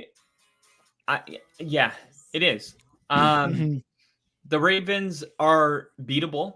We saw them lose last week to Cleveland. And actually, when you look at this game, you had two teams that were coming off disappointing losses, right? The Ravens had, I think, a 14-point lead at one point in that game. And somehow the Browns just stuck around and really grinded out a win. And when you look at the Bengals, the Texans going into their house and beating them, that was really surprising. I know a lot of people picked the Texans to cover the 6.5 points, but I don't know many people that picked the Texans to win straight up on the money line. So I think both teams, to a certain extent, were shocked. And that tells you that both teams are beatable. And we've seen this a lot with the AFC, where a lot of years you got, and I did talk about this a little bit in the offseason, where the AFC is so loaded, you're going to have so many teams that are 5-5, 6-5, like not just like middle of the pack teams, like the good teams, because their good teams are playing all the time. And I mean, look at the amount of teams, I think Houston, yes, the Bengals, the Bills are 500. The Pittsburgh. Jaguars have, Pittsburgh, the Jaguars. Now you have the Chargers and the Raiders and the Broncos all one game within each other. Denver, obviously, probably the more like team, maybe the Chargers, but still, man, that's a lot of teams I just rattled off. And I Yep. didn't even mention the what division am I leaving out? AFC North, East, South, East.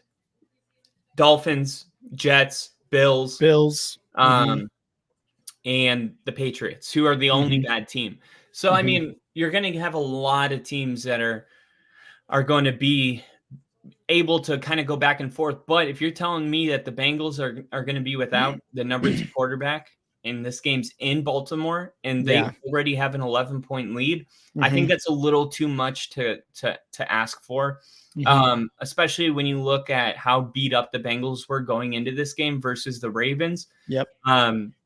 I just think if it was a tie game, maybe I would flirt with the idea. I would still take the Ravens, but you know, the Joe Burrow injury is just one of those that it sucks more than, 90% of other quarterback injuries, because it's like Mahomes getting injured, and Yeah. truly, like, those are the ones, they all suck. But as a football fan, you don't want to see from a Broncos fan, you don't want to see Mahomes get hurt. You don't want to see Joe Burrow get hurt. Jalen Hurts. I mean, I could keep going, but you get the point. So Yeah. I think that they got their work cut out for him, and I think especially the way the first half ended, all of the momentum is on the Ravens side, and they're at home. The only thing that could save this Bengals team is if Joe Burrow runs out of that tunnel to start the second half. And we've seen Joe Burrow come back from injuries, right? And Clue, the injury was a wrist injury, so he is questionable to return, just to answer your question. But again, Colts we've seen Colts are 500. Yeah. And 6th in points per game. Yeah. They're up there, dude. They are up there. We've seen Joe Burrow come back from injury. Obviously, he played through an injury for the first 4 or 5 games. And, now they've got the winning record. They're last in the division somehow, but they're still the team that you don't want to face regardless, right? So if he comes back, I can see something happening. But like Kyle said, the momentum is all on the Ravens side right now. 1, because they scored twice in a row. 2, they're at home. And to me, I picked the Ravens at the beginning before the injury, obviously. I'm still picking the Ravens right now at home. They're not going to lose 2 in a row in the division for sure. Yeah, and the one thing to keep in mind too is that we've already seen Joe Burrow's injury play a factor in this game. I mean, if Joe Burrow didn't get hurt in the first half, this game could be tied, because it was going very back and forth with Joe Burrow in the mix. They did miss a 54-yard field goal. Evan McPherson did, but you already saw enough time where they lost the possession because they had to send out somebody not named Joe Burrow. And that ended in a punt, and the Ravens capitalized on the ensuing possession. So it's not just losing Joe Burrow at halftime. It's losing Joe Burrow in the middle of the second quarter. That really gave Baltimore, that the type of lead that makes us lose our confidence. So like I said, the only way that it's possible is if we hear good news about Joe Burrow. And I don't think we're going to, because anytime a guy picks up a football and literally drops the ball and looks at his coach, he goes, I fucking can't. I can't. Yeah. Like, what are you going to do with the guy that can't throw a football with his right hand? And we likened it to that same Brock Purdy injury in the NFC Championship game last year. We're like, this dude cannot throw a football. Here's he cannot. Oh, here we go. Update from Kaylee Hartung. Okay, we'll probably not see Joe Burrow play for the rest of the game. Bengals head coach Zach Taylor said, but Joe Burrow is wearing an earpiece. He is on the sideline.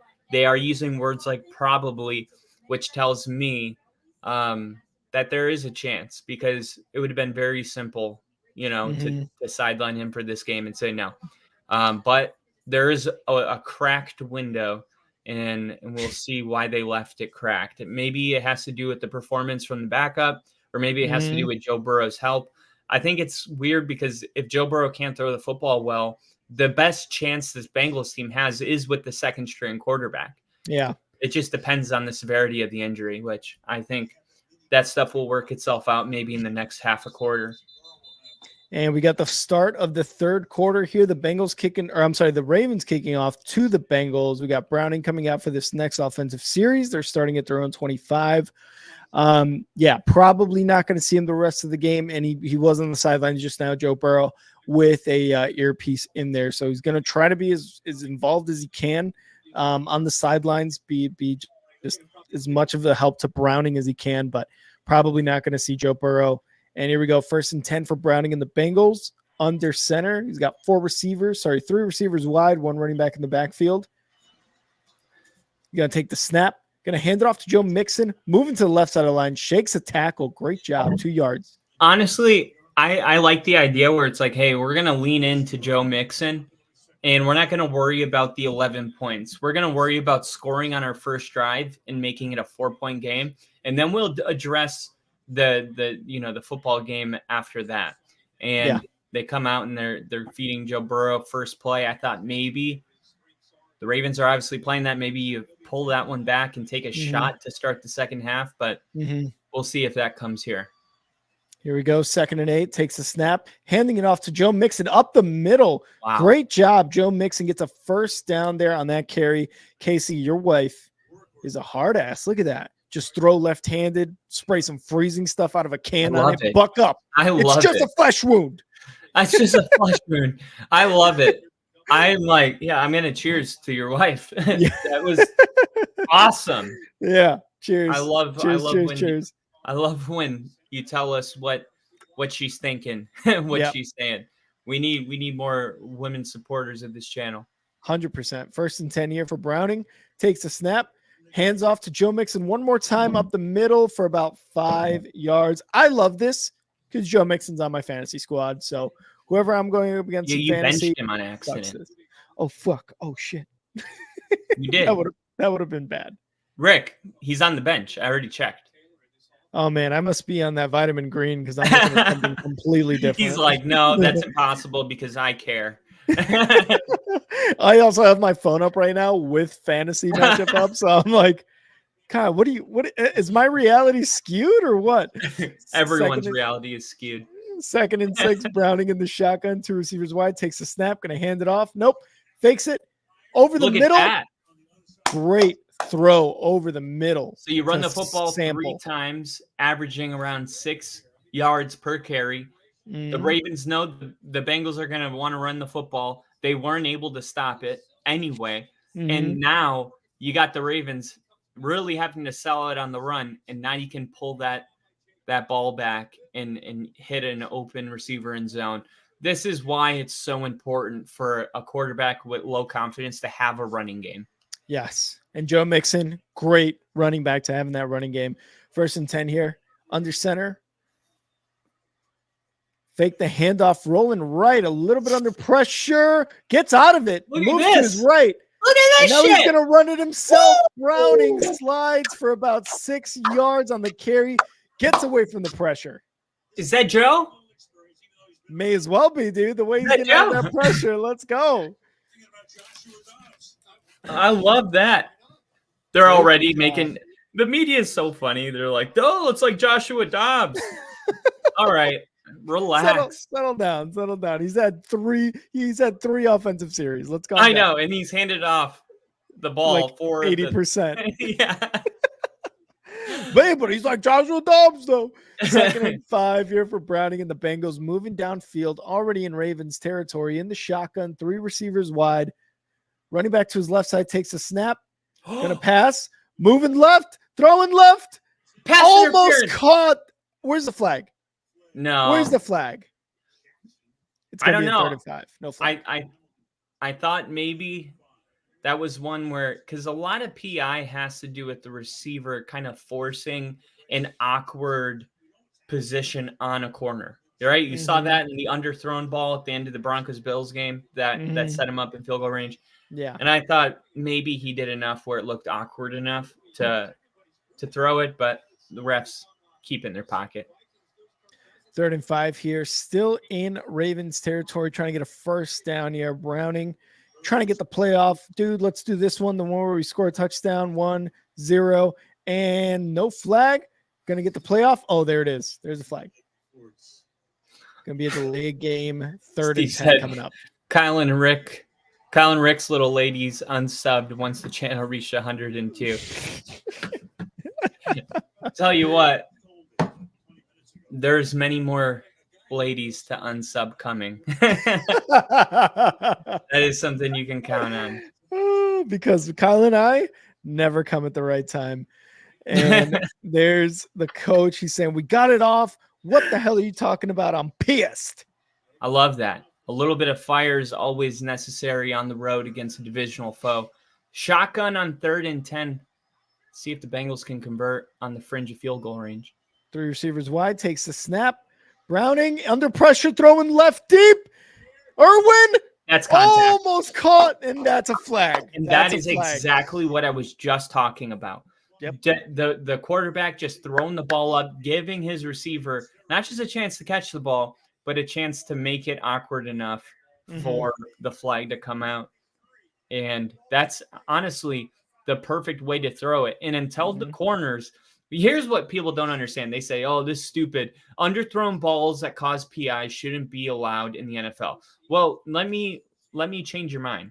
An underthrown ball is actually an advantage to the defender to get an interception. The only way that it's not is if the corner is not playing the ball, but he's playing the receiver. You're not supposed to do that anyway. So it doesn't really matter. And you guys are wrong if you think that. And it turns out to be, like Kyle said, now a flag. 1st and 10. Going to hand it off to Joe Mixon up the middle here to get to about the 11-yard line of the Ravens. I like Great this first. I was just about to say, I love this ensuing drive. It's got a great combination of relying on their best player right now, Joe Mixon, and also throwing up a couple shots. That 3rd and 10, man, that was huge. They weren't in field goal range. They would have had to punt it. They're able to get all the way into the red zone, 1 yard away from the 10-yard line, and that will be the hot zone. I'd be shocked if this doesn't they got Chase lined up, actually. Yeah. Takes a snap. Browning. Rolling left. Gonna run dive. it himself. Oh, goes out of bounds. Gonna be about a 2nd and 6 coming. 3rd and 6. He had a chance to win our hearts. Yeah, I know, right? And he went out of Heineke, a Taylor Heineke, where he dove for the top. Remember when he did that? That would have been. Bengals fans would have loved him forever. 1 second. Kyle's gonna be right back, but we got a 3rd down and 6 coming up here for the Bengals. If you guys notice that stat, the Bengals were last in rushing in the NFL in average yards per game at about 75. They've already got 76 in this game, 5 minutes into the 3rd quarter. So Joe Mixon, again, we talked about it, huge asset here for the Bengals. And Browning takes the snap. Quick pass to the right side, incomplete to Irwin. Looking at a 4th and 5 for the Bengals after that incomplete pass. Would you call him? Irwin? That's not nice. That's his name. You bitch. And we got the kitty cat on the stream. Everybody throwing a cat shit for the cat. Evan McPherson up for the field goal. He missed his last attempt. This one's going to be a 26-yarder to go up to 13 points. Snap, hold, kick to go up is good. Oh, okay. I got you. So it's going to be an 8-point game. And honestly, not mad about that. If you're a Bengals fan, 1 possession game, and you got a good defense. So yeah. Bill said should put Irwin on a post. That would have been a good idea. And look who's here. Our boy Jinja in the chat. We got Jinja in the chat. And Jinja, you'll be happy to know. Welcome. Welcome, Jinja. Jinja, the game has been pretty damn good so far. Joe Burrow is out. He got out in the 2nd quarter, though. So it has pretty much been all Ravens, but the Bengals just got a field goal to go within 8. And you will be happy to hear, Jinja, our boy Clue Kazoo here is also a Colts fan. And he's also allergic to cats. What a loser. Oh my God. I didn't know that. I'm kidding. What kind of nerd is allergic Hey, to cat? No, I'm just kidding, Clue. Why do cats just want to fuck shit up? They're like, Because they're assholes. Let's be real. they're like, I'm trying to think how I could fuck up this room. And I'm like, stop thinking about that. I can tell you're thinking about it. Stop. Relax. Why are you so intense? Why are your pupils like that?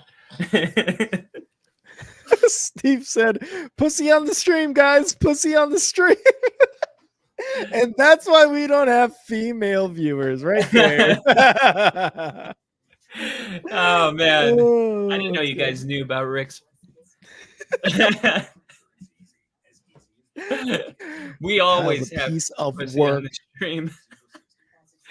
Kyle is absolute dog shit. I don't like that one.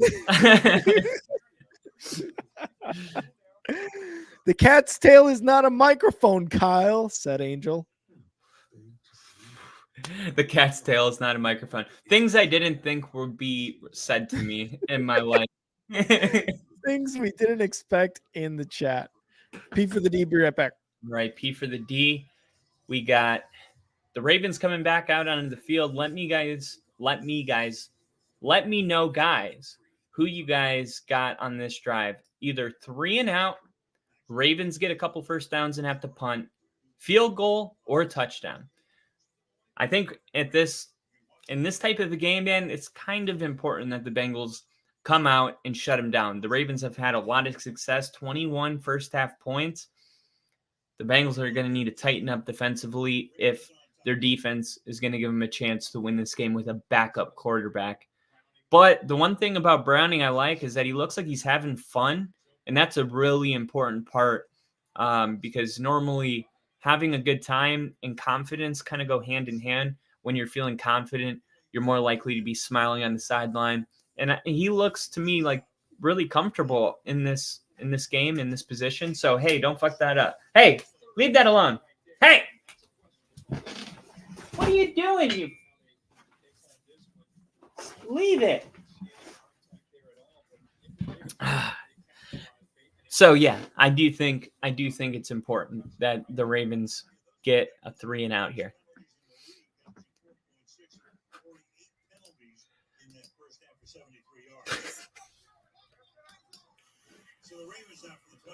All right, 1st and 10. Under center is Lamar. He's going to hand this one off to Gus Edwards, and Edwards puts a foot in the ground and runs all the way to the 51, or there's no 51, the 49-yard line of the Bengals. Not to be mistaken with the 51-yard line, which doesn't exist. This was a great run. He handed it off to Gus Edwards. It looks like it was going left. He puts a foot in the ground and cuts it back all the way past midfield. And there goes that 3 and out that we talked about. Yep. Bengals are going to need to tighten up, especially in the run game. Great run there by Gus Edwards, which gets another first down and into Bengals territory. Takes the snap. Lamar Jackson back to pass. Got all day. He tried to move up. Now passes to the right to his tight end for 14 yards. Good job. That's too easy. So the Bengals have officially put themselves in Burrow out for the game. Officially ruled out. And that's a bummer. He is a nail biter, and he's going to be biting his nails for the rest of this game. Lamar handing it off there for about 8 yards. You hate to see that, but again, you don't want to rush something like that where you cannot throw the ball. Like, right? Like that's not something. Gotta keep Steve, and then you got Jinja just like, has your week gotten better? It's just I love how our channel's gotten big enough for 2 different conversations to be taking place. The levels of emotion over here. Yeah, one guy like, beat that pussy up, and another guy's like, has your week gotten better? 2nd and 3, Lamar Jackson's gonna hand it off for a first down for Edwards up the middle. This is everything I wanted our channel to be. It's really the people that make it great. It really is. It really is. Under 8 minutes in the third, Ravens They're already in field goal range. The best scenario right now, a turnover or a sack. But honestly, it just seems like the Ravens are they're just going to too score. much. Yeah. Too much for the Bengals. And Liam agrees with you. He wants a Bengals pick 6 right now. So let's see what happens. 1st and 10 in the shotgun. Lamar Jackson with 5 receivers out wide. Bengals not looking like they're going to rush anything more than 4. Takes a snap. Quick pass over to the right side.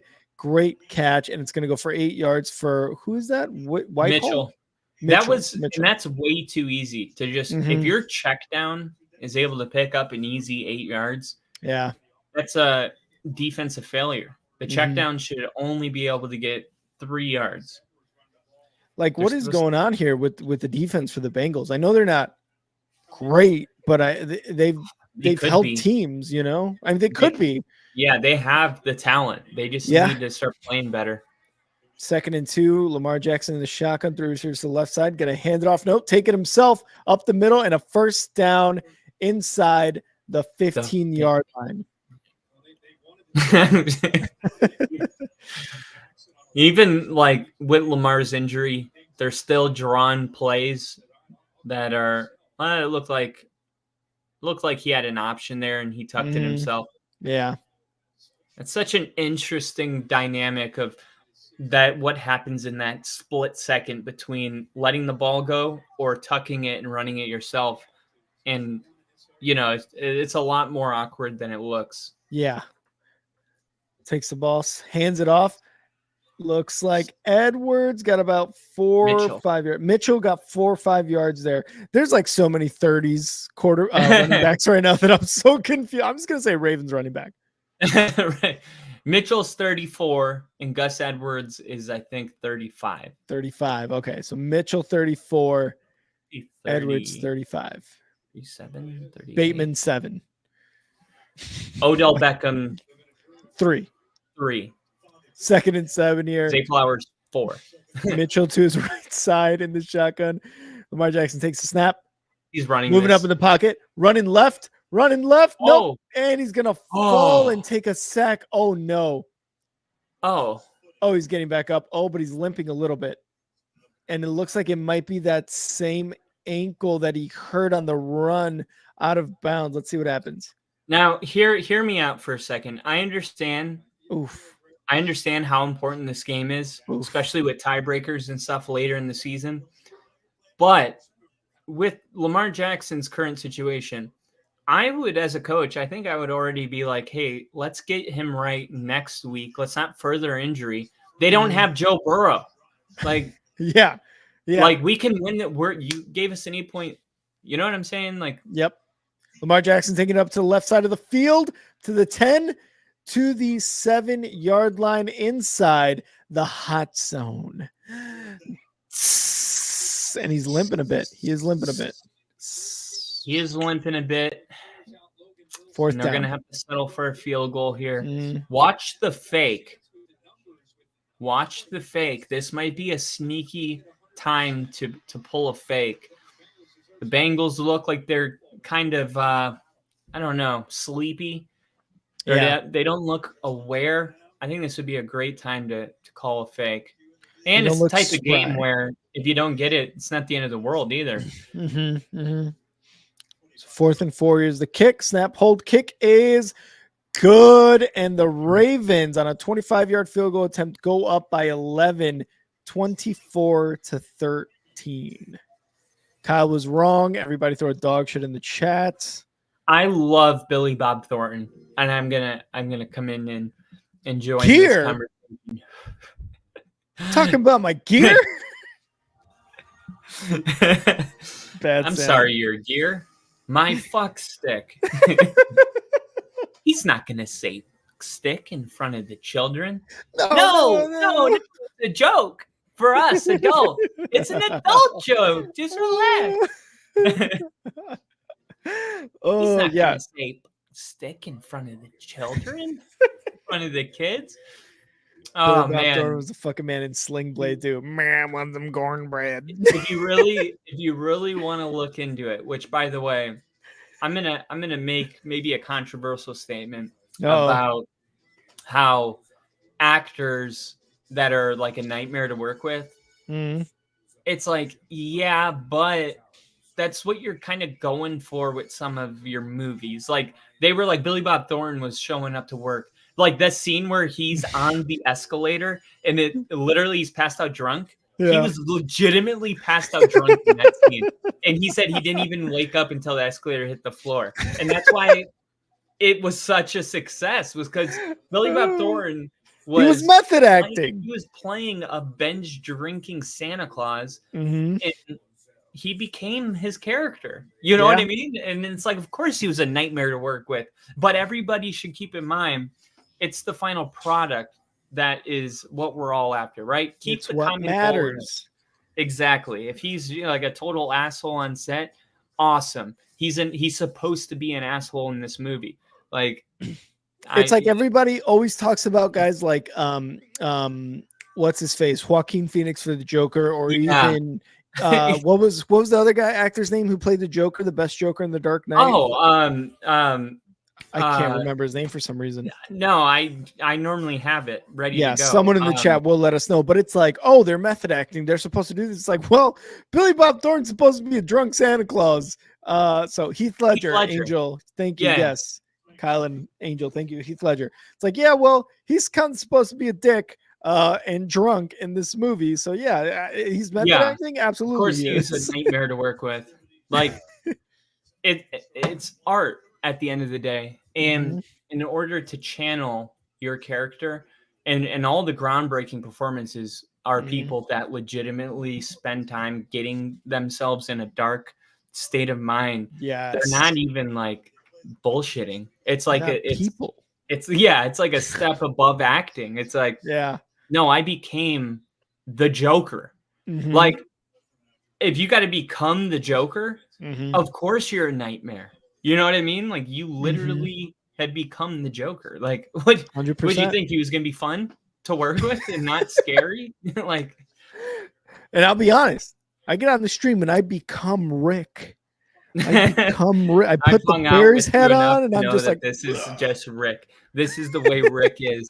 He pretends to be a Bears fan, but he's really a diehard Green Bay Packers fan. He loves them Packers, eh? 1st and 10, Browning in the shotgun, 3 receivers wide. That's a goddamn lie. 3 receivers wide, running back to his right side, takes the snap, making a pass left side, complete to Jamar Chase for 9 yards, but there's a flag. If they score, do they go for the 2-point conversion? It depends when they score. Illegal formation on the offense. That 9 yards, no bueno.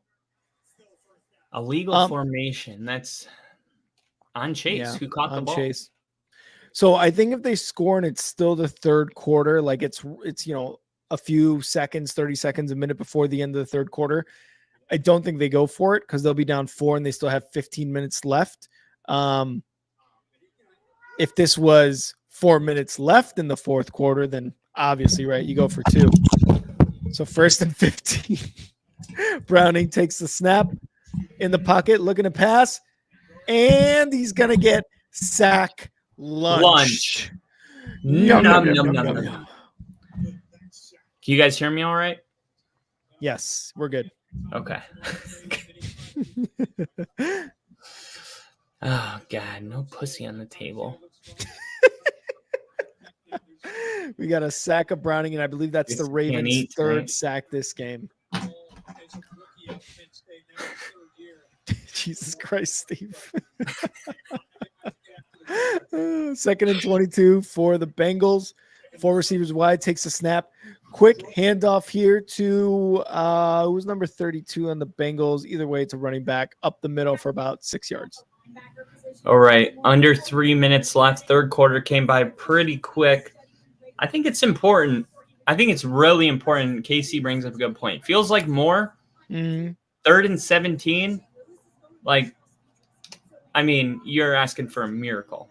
You know, I mean, but the Bengals really need to get some points. They got to go back and forth. But this is not where you want to be on the road with a backup. 3rd and 17 in the shotgun. Browning takes the snap. Looking to pass inside the pocket, going deep to the left side. No! Oh, he caught it, but was he inbounds? Did he get 2 feet? It does not look like it. What a grab, too. Wow, what a grab. This guy is just like, fuck it. He out there somewhere. Fuck it. Jamar's down there somewhere. Let's see. He's following it the entire time. Caught it. Oh, he was trying to. He was doing his best. You could tell. Caught.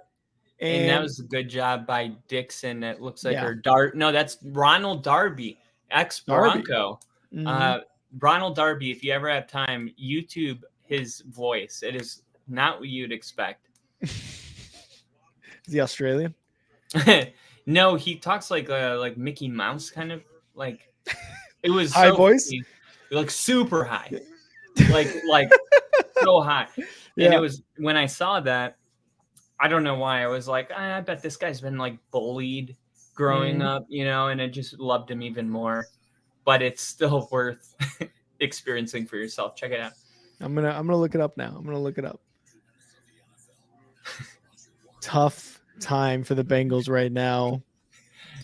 Ugh. He'll sit in that bitch every time he gets up and keep away from that cheap mic and camera you have, and not even chew on the cable of those cheap headphones. Oh shit! This isn't a cheap mic. This is a Shure PGA 27. This do mic. You hear that quality? This mic is so good. Oh yeah, nice and slow. That one time I actually recorded a podcast outside of a Starbucks. Hot. And you couldn't even hear the highway because of the noise cancellation. Oh my God. Oh my God. So Ginger makes a good point here. It looked like the Bengals are back after they won a couple of tough ones in a row. Then they lose to Houston last week and are more than likely to lose this week. Rough for Bengals fans. And this is something that I thought about as well. And we talked about, I believe, on a recap episode on Monday, which they started off slow and a lot of us thought, okay, they're just going to pick it up, later into the season. But it seems in hindsight like Houston was a must-win game now, right? Obviously. Yeah. But you start off slow, man, and it's just a recipe for disaster if you can't be that team you were last year. Yeah, the only saving grace is that the NFL is... Can you hear me? Yeah, you're a little low, but yeah, I can still hear you.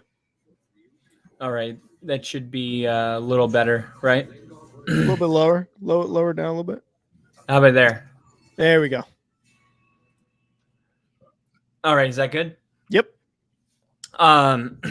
Sorry, the cat. The only saving grace is that the AFC is so tough that there's probably going to be a lot of teams like Buffalo and Cincinnati and that are going to be able to stay in the hunt, even though on a regular year, maybe on a less stacked AFC, which is weird, right? It's ironic that the AFC being loaded is what makes having losses not as bad, like it really does. And it almost like, I don't want to say gives you an excuse, but it's like, okay, the AFC is just tough. So these losses don't look bad, right? But unless you're the Dolphins, then all your losses are like, oh man, you just beat shitty teams. Great run here, by the way, for Mitchell up the right side. Had a first down. It looks like the Ravens coaching staff wants a face masks, but 20 yards on that run is good enough. But yeah, man, the AFC is a tough division. Again, you get losses when you go up against teams like the Browns, the Ravens, the Bengals. You're going to do well in the playoffs if you can squeak in there. Anthony Mitchell is his father, Keaton Mitchell's father. Keaton. First and 10 here for the Ravens. Lamar Jackson in the shotgun takes a snap, fakes the handoff, quick pass to the left side, and for about 7 yards, it'll go. It was reminding me of that Key and Peele skit. Jay Quillen.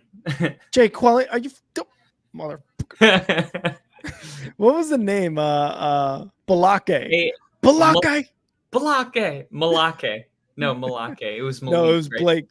Balake. Balake, yeah.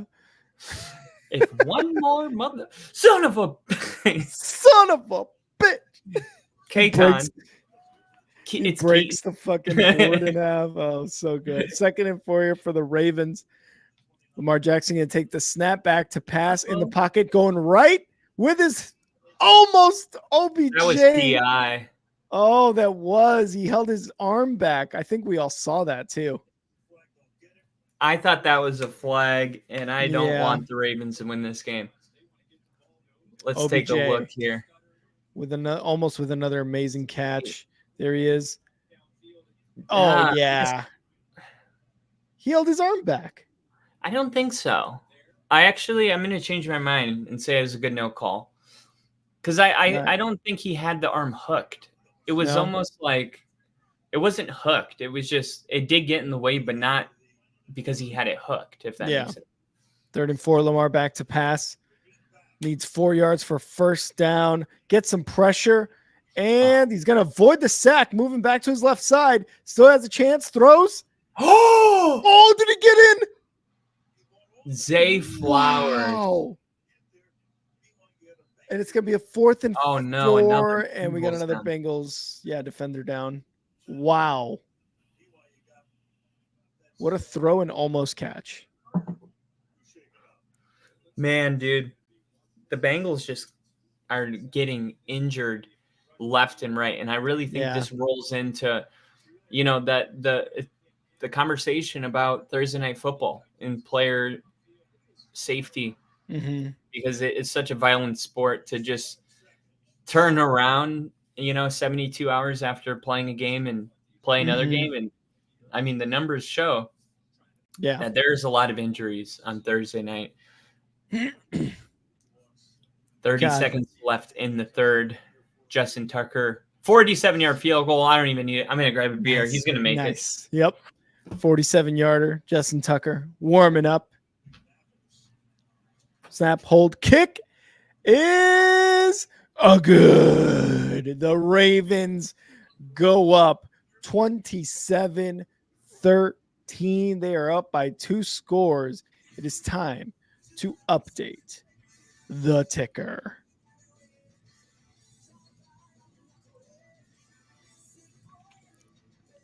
(27-13) Ravens scoring at will right now. The Bengals having a tough time without Joe Burrow. Ginger said, referring to the Bengals, their defense is dog shit this year, losing one of the captains of the best safeties in the league, leader on the back end and energy guy. How important does Bates look to this D now that he's gone? Super important. Super important. And they are, we've talked about their defense here on Only Football quite a bit, through the season. Even when they started slow, right? Like that was probably one of the biggest reasons why they were starting slow. Their defense was letting up a lot of points. Obviously, their offense wasn't connecting to. You had Jamar Chase talking about, I'm always open. Those conversations earlier in the season. So, yeah, Bates, back there for sure. Big, just huge on that defense. So the Ravens about to kick off here, 27-13. They're up with 26 seconds left in the third quarter. Yeah, Angel, that would have been, if that cat, he was out, his first foot was out of bounds, which I didn't really get to see there. Obviously, it was a pretty quick play that happened, but I thought just for a little bit that he may have gotten both feet in, but clearly they didn't. Ginger said he's 4 Rangers. Fuck yeah, let's go, dude. Fuck yeah. Oh man, this AFC North, by the way, just a bunch of good teams. And if you saw those Week 18 matchups, it's gonna be a fun AFC North. 1st and 10 here for Browning. Takes a snap, hands it off to Joe Mixon, who gets to about the line of scrimmage and nothing else. I believe Chase does have a few receptions. Let me double check. Someone's got him starting right now. 1 reception, 10 yards. Yeah, he's got 1 reception. 1 reception. Ginger said, out on the porch smoking a heater. Saw Bills comment and felt the need to grab my package. Eminem style, 8 Mile, bitch. I love that. I love that. I love that. You love what? When Ginger holds his package. Oh, me too. Oh man, I love you guys. I love you guys. This is always great to fucking just have you guys in the comments, in the stream, talking about your day. Love to see it. That's my favorite. Shut up, Kyle. You can't have everything I have. I literally can and will. There's nothing I'm going to do about it either way. Angel, anything? What'd you say? Did I miss anything? He made the kick, right? He did make the kick. So the Ravens are up 24 to 13, right? 27 to 13. Sorry. And Angel, yes, 10 yards. Which, by the way, Angel, kind of like Ginger asked, hope your week has gotten better, and hope that the streams with Kyle and I, help as well. Which you said they do, so I'm very happy to hear that. even when Kyle's acting like a straight up bitch. Just needed a ricochet one shot off you, Kyle. No big deal. All right. That's how it's going to be. All right. Okay. All right. That's how we're going to play. Okay. I'm glad I know. I'm glad I know. I'm glad I know. So he made the field goal and that was it. It went to the commercial. Yeah, it's Bengals ball now. I think the Bengals got one play off before the end of the third, and it was a Joe Mixon run up the middle for no gain. So it's going to be 2nd and 10 for the Bengals coming up at the beginning of the fourth quarter. Okay. Bitch. Snake ass bitch. Rick, can the Bengals come back? No. Unfortunately not, man. It's over for the Bengals this game. That's going to be 2 losses in a row. Obviously it's a much different game with Burrow in, but when you can't throw the ball, I mean, you got to be out. You got to be good for them down the stretch. Even so, with this loss to the Ravens, I think we can put the Bengals out of the playoffs moving forward. Really? Yeah, week 11, the AFC North is a tough sumbitch. You just saw the Browns beat the Ravens last week. The Ravens are killing the Bengals. The Steelers are a 6-win team somehow with like one of the worst offenses I've ever seen in my life. Sorry, Liam. But it's such a tough division, and we talked about the AFC being a tough conference. I just can't see the Bengals without Joe Burrow for who knows how long, even with that injury, and 5-5, right? I just can't see them getting into the playoffs after this. Yeah, I'm gonna disagree, but it also depends on the injury. Mm-hmm. So I need to know like if this is a week to week thing, because if it's like he's gonna be ready to go next week, the Bengals are gonna be there. Okay. All right. You're wrong, but all right. Yeah, but you're right. I mean, there's a lot. We're kind of in uncharted territory right now. I'm always right. We're seeing the Josh Allen, Joe Burrow. We're seeing a lot of really good quarterbacks that are, it's risky. They're risking not making it. And it's normally a given. Like, give me your top 5 quarterbacks in the league, and I guarantee you all 5 are going to the playoffs. Mahomes, Burrow, Hurts, Allen, and who do you want at 5? Purdy? Aaron Rodgers over Purdy. Aaron Rodgers, he's not even going to make it to this season, dude. Taking that ayahuasca to get his little ACL much better. 197 passing yards for the Ravens to 113 for the Bengals. Total yards of 300 to 197 of the Bengals. And with the same time of possession, that's kind of insane, really, when you think about it. It's impressive. Yeah.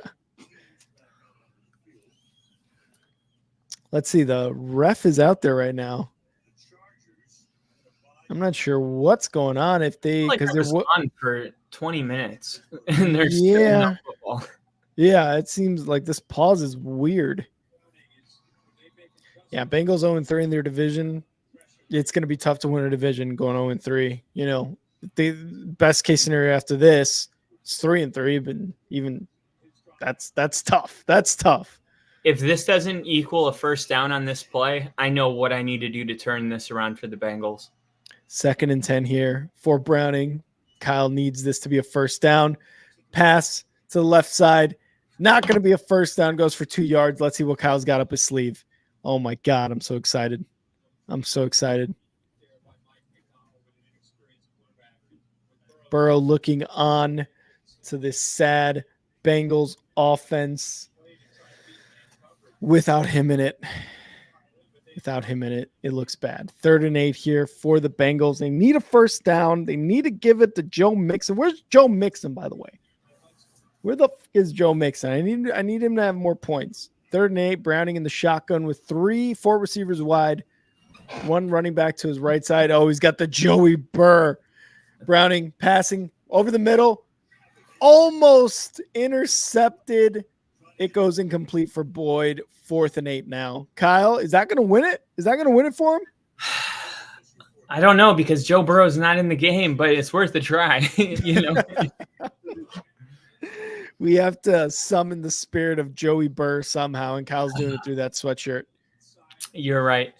If he throws this ball on the outside of Boyd instead of throwing it inside, that's a first down. Those are the little things that Joe Burrow just doesn't fuck up. Yeah. There's the punt, and it's going to get to the 34-yard line where the Ravens will start.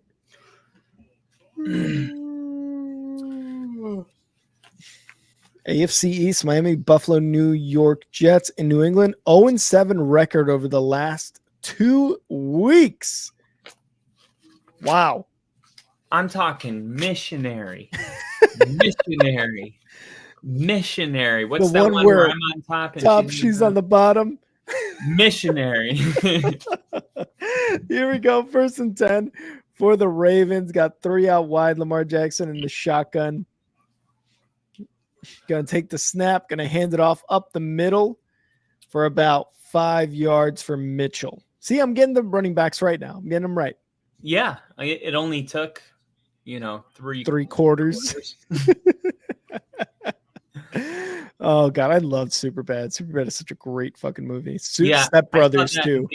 My mom actually took me, my brother, and his friends, and she was thinking the whole time, "Oh my God, if their dads find out where I took them, they're gonna kill."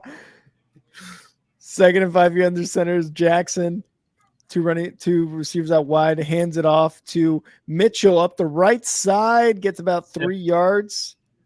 Number 55. Wasn't that Pratt last year? Or I believe so. It is Pratt. I think it is Pratt. Wilson, it says. Wilson. Oh, okay. It's hard to remember everybody when it's not your team. It's like of everybody, but not, the Bengals are weird. It's like I'm off on everybody. 3rd and 2. Mitchell goes to the left side, gets a first down. Oh, Pratt's wearing 57. He's right there. Okay. Oh, okay. So, yeah. I'm like a couple digits off on everyone. So anyway, what was I going to say? The play before that, I loved how it looked like that was going to be a first down, but 55 was able to end the play with him. And I was talking about that with the Broncos-Bills game. My favorite defensive play is when it ends with the defender, just first contact, and he goes down. 1st and 10 here. Lamar Jackson takes the snap. Going to take it himself up the middle for about 8 yards. Could have gone left for a first, but he decided to dive. Old Lamar, I'm talking 30 minutes ago, Lamar would have planted that foot and cut left and probably got another 20 yards or a touchdown. It just shows you he's not at full health. 2nd quarter, Lamar would have gotten that first down. All right. That was good. I like that. Okay, good. You know what's crazy? If the Bengals score a touchdown, it's a 7-point game. But they have to make sure that they don't get 3. They have to get off the field here. Mm-hmm. And there's a flag on the play. That might be the saving grace right now. And that was a first down run, too. 11:40 left. These poor bastards can't get off the field. Yeah. Yep, gonna be on the Ravens, so they're looking at a 2nd and long Refs now come after in and help this. out. Simpson again. I think that's his 2nd or 3rd penalty this game. If you believe that the NFL is rigged, I think the only way to rig it is to have like this unspoken law between all officials that whatever direction the game's headed in, try to force the opposite to happen. Because think of all the live bets that are like, I'm going to take, Bengal or Ravens to win by 13. And then all of a sudden, a ref throws a flag on a holding on a first down. Just like little things like that to try to get it to shift the other way. Not necessarily, win the game for him, but just, once things start pulling away, let's try to shift it the other way. 2nd and 12, Lamar Jackson back to pass. He's trying to get a first down here, at least make it a 3rd and manageable. Going to run it himself up the right side and fell. This is interesting because the what is that? Quarterback has a rule where, that's Lamar not at 100%. But I was going to say there's a rule where the quarterback that if he takes himself down, he's down right there. But I think he accidentally slipped, so I wonder if they're going to give him the extra yards from where he rolled, or if they're going to say he marked himself down. Well, we're not even going to get an answer. So 3rd and 6. I love how incomplete. It's because sometimes I really feel like everybody that's watching is having this conversation, and then you just see like none of it get answered. Well, really, I really want to see where he gets marked and incomplete on 3rd down. Oh, okay, so we're not getting an answer. We're not going to know. Go back and I guess look at what yard they're at. Kyle's trying. I can't let it go. Kyle's trying, everybody. Kyle's trying. Yeah, 240. I'm going to get you an answer. 4th and 6. Punting here. Bengals going to let the ball roll into the end zone. They're going to start at their own 25-yard line. That's huge, dude. And this is why I brought it up. And not because I think the NFL is rigged, but because I think people overestimate how much refs rig games. Yeah. And I think people underestimate how little you have to do to change the course of a game. I don't think it's the touchdowns. It's that one holding, right? They get the first down and they're in football range. That makes it a 17-point game. Or a touchdown and makes it a 20. That game's over. You know what I mean? With a backup. However, that holding penalty was the only thing that needed to happen for the Ravens to end up punting that football and keeping it a 2-possession game, going into the 4th or 10. Well, what is there? 12 minutes left.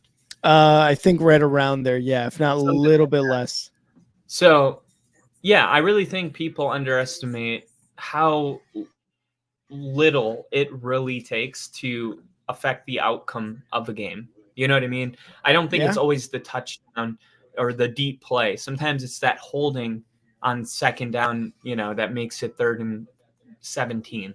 So, and we've seen in this game too, like how big are these defensive pass interferences too, right? Like how big is it to underthrow a ball to get into opposing territory, right? Versus completing the catch and maybe not being underthrown, but maybe not necessarily being a big time throw and catch. Like these are the little things, like you're saying, that affect the game in big ways. So you got a good point.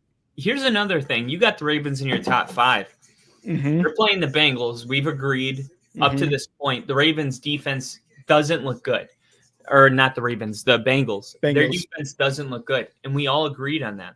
And now the Bengals don't have their star quarterback. Like, why is it a 2-possession game if the Ravens are that good? Like, why are the Bengals 1 touchdown away from making this a 1-touchdown game with plenty of time left in the ballgame? If the Ravens are really that good, they should be doing what Dallas does, when they play a weak opponent, because Dallas always loses to a good opponent, but when they play, the Giants or a team like that, the Bengals, great. Yeah. So what do you think about that? Because that is like, maybe the Bengals are really that good. Like, I'm inclined to think the Bengals are talented, very talented, to the point where it's a 2-possession game without their starting quarterback. But some people might believe the Ravens aren't that good. They only have 27. Yeah. I get it. I just look at it. Because if the Bengals aren't a playoff team, then this should be a blowout. Yeah, no, and I there's nothing that I can really say to back up the claim that no, the Ravens, believe me, the Ravens are good. They should be up 35-10, right? Like it's just I feel like it's just the game they're playing right now. Like you saw basically all of last drive, they're running the ball, man. They're up fine. Like John Harbaugh is like, we're up 2 possessions right now on this team. They don't have Joe Burrow. Their defense is their defensive guys are dropping like flies right now. So we don't necessarily need to step on their throats. But the thing is, I think they could if they wanted to, but they're just not doing it, man. The way they're playing the game, it just does not seem like they're doing it. First half, though, it was looking like, oh shit, because they scored twice in a row. They were up 17-10, I believe, going into the half or something like that. And it looked like, okay, this might start to be a game where it's kind of like a shootout, which we did mention at the beginning. Again, I just feel like where this game is at, where Joe Burrow is at, where the Bengals are at as a team really starts to dictate whether or not they're going to go like 100% or not. No, I agree with all that. Huge 3rd and 5 right now, and he's trying to find somebody rolling out. He's going to try to tuck it and run, but there's more pressure, and he's going to go down. And that was a sack he couldn't take, and I'm going for it. I'm going for it because if you don't, the game's over. So, I mean, and they're not going for it. But you're right. 9 minutes left. Under 9 minutes left. You're down 2 score. Yeah, because the thing is if you do go on a touchdown drive, I would bet anything that it's going to take more than 5 minutes. So with, we're under 9 minutes at this point, 8:40 still ticking. By the way, for a 3 and out, that took 3 minutes to go 3 and out. That's a little ridiculous. It's okay to try to run the ball, but you got to hurry up and get the next play in. And with the backup quarterback, it takes them a little bit longer to get everybody set, to repeat the plays, all of that. And when you consider all that, I just don't think 8 minutes is enough time. No. Because first off, Baltimore, I think they've had 1 3 and out this whole game. So it's not like your defense is going to get the ball right back. They haven't this whole game. I think you got to go for it right there. And if you don't get it, then okay, we lost. But I guess analytics might say that punting it and hoping a 3 and out for better field position, and then you do need a couple big plays. But if we don't get the first down, then the game's essentially over right there. So I mean, you can make an argument for it, but I just think on the road, it was 4th and 5. So if it was like 4th and 12, I'd probably punt it. But 4th and 5 or less, I think the chances of them making it, that they needed that. Yeah, and I real quick, Bill, we'll see you later. We are going to be doing our predictions episode after this stream, so I think you'll catch us. You'll catch us on the back end for sure. I just think if you're oh god, why I keep forgetting the Bengals head coach name? Zach Taylor.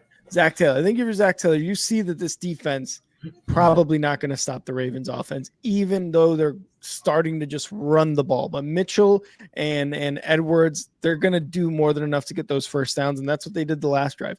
So I think you're going to punt it here. The fact that it took 3 minutes, though, not a great sign. You don't want to do that. You don't want to take more time off the clock. Yes, you still got 3 timeouts, but again, you're having trouble moving the ball on offense. You need every second that you can get on that punt. So I agree on that part. And we know what it's like to have an offense that takes 8 minutes to score. And then it turns out that they just needed a timeout. It's like, what were we discussing for 35 seconds? What the fuck? Oh, man, God. Jets fans know. They know what it's like. Nathaniel Hackett's their problem now. Lil Lee, if you're still in the stream, he definitely knows. Lamar is, I think, with an injury like this, I think he may realize just how good of a passer he is, to the point where you see there's certain times where he is going to go to run, and then he's like, oh shit, I'm hurt. And then he stops and keeps looking and then throws the ball. Yeah. And that's what I meant by blessing in disguise. This may help Lamar develop even more into a passing. And I'm not saying he's not a passer already.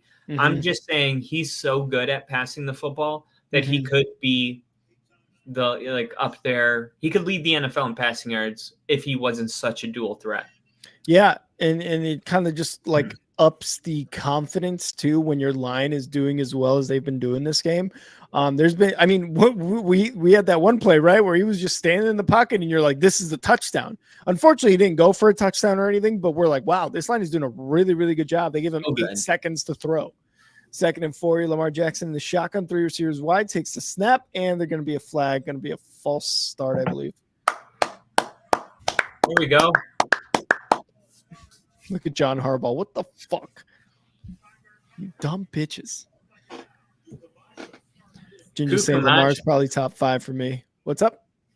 Mukarasha was the perpetrator on the false start. Upcoming schedule: Pittsburgh for the Bengals, then Jacksonville, then the Colts, then the Vikings, and then the Steelers. So I would say all of those games winnable, but none of them easy. No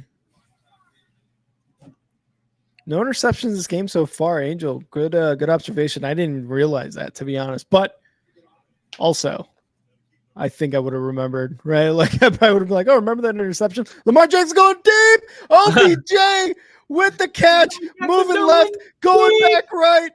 And he gets tackled at the 15-yard line inside Bengals territory. But there is a flag. Oh, no. I saw the flag out before the ball was even thrown.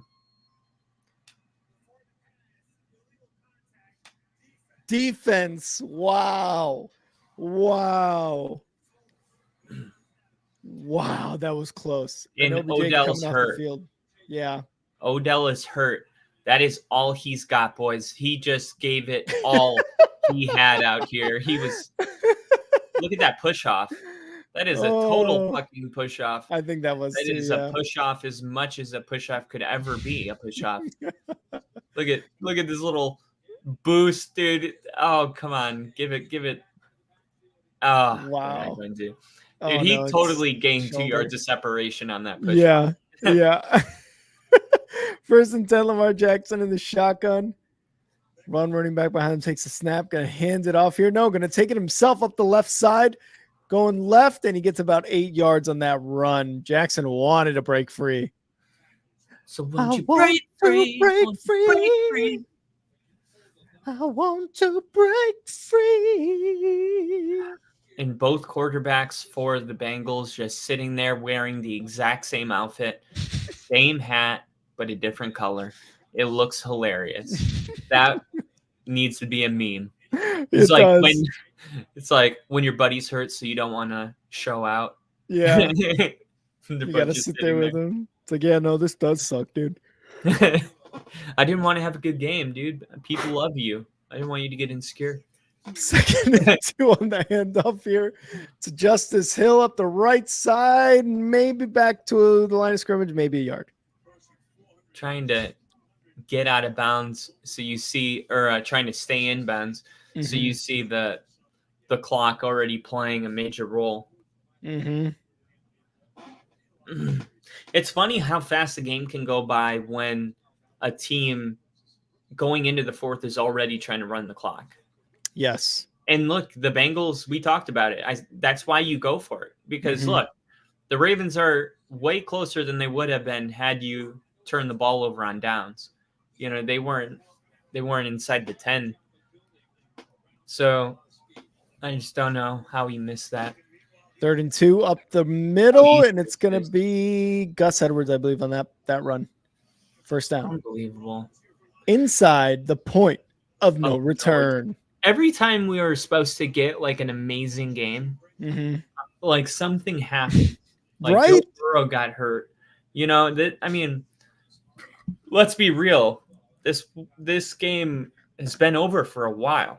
And that's not what was on the schedule. So for all the people that say the NFL needs to do better, you got to also remember there's a lot of things that happen outside the NFL's control that changes. Almost every single team has a major injury right now. Up the middle, Gus Edwards. Touchdown, Gus Edwards. I believe, is that his second of the night? That's his third. That's his third? Because I think he had 1 receiving touchdown and 2 rushing. Wow.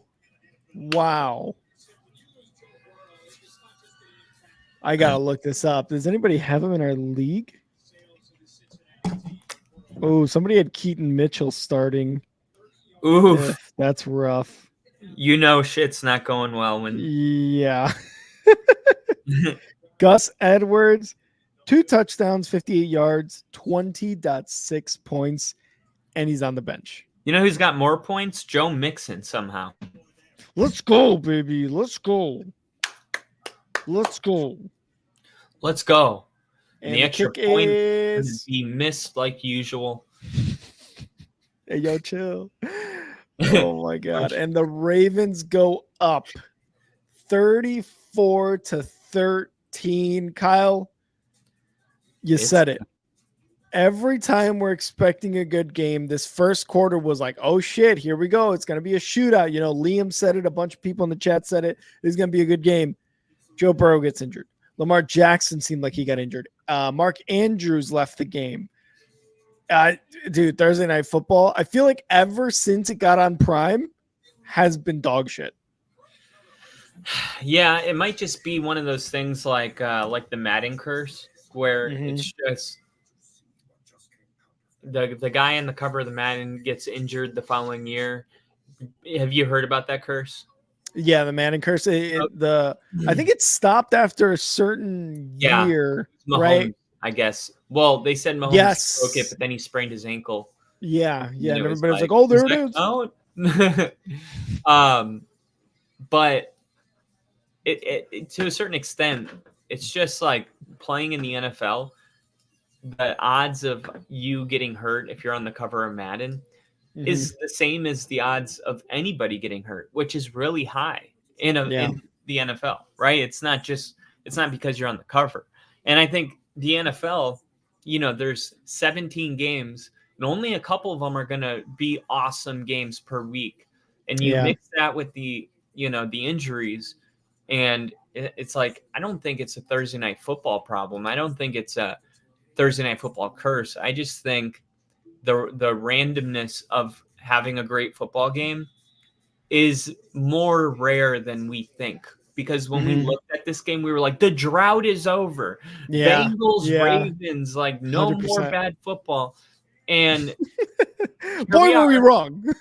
Here we are, right? Talking about it. So I'm going to see next week we get Lions Packers on Thursday night. I thought it was. I think that's going to be Thanksgiving. Oh, yeah. I thought it was Jets, Dolphins. No? There's 3 games. So Commanders, Cowboys, Packers, Lions, 49ers, Seahawks. Oh, okay. So then it must be another one. Friday, Black Friday game. And then after that, we got Seahawks, Cowboys. That should be good. That seems like a good one. Then Patriots, Steelers. Steelers winning that one by like 2 points. Chargers, Raiders, week 15. Saints, Rams. Okay, no. I'm trying to convince myself. No, none of these games. Bears, Packers. That's gonna be. I was gonna say that's not on Thursday Night Football. I think that's week 18. I don't think there's any Thursday night or Monday Night Football on week 18. Only the teams that are out of the playoffs play on Thursday. Oh, okay. Yeah, all of them play. Correct. He's like, you're so full of shit. Kyle, shut the fuck up, dude. All right. Can the Bengals come back, Rick? Yes, 100%. They're about to win this game 37-34 coming up here Is that soon. Joe Mixon? Why? Hell yeah, dude. I need all them points. Num, num, num, num, num. But why would you have your starters in this game? Because they know I need points. Okay, so you're not willing to go for it on 4th and 5, and then you punt it away. because obviously you didn't go for it because you thought if they scored, the game's over. So then the Ravens do score a touchdown anyway, and you keep your starters in. Am I missing something? I don't know. Oh, just takes a big hit. Big sack, Browning. That was Oh a my big hit. God. He That's should as have dumped hard. it off. It is absolutely as hard as you can hit a quarterback without getting a penalty. That is it right there. If you were like, show me a play of a good hit without a flag, this is it. This is as good as we can get it.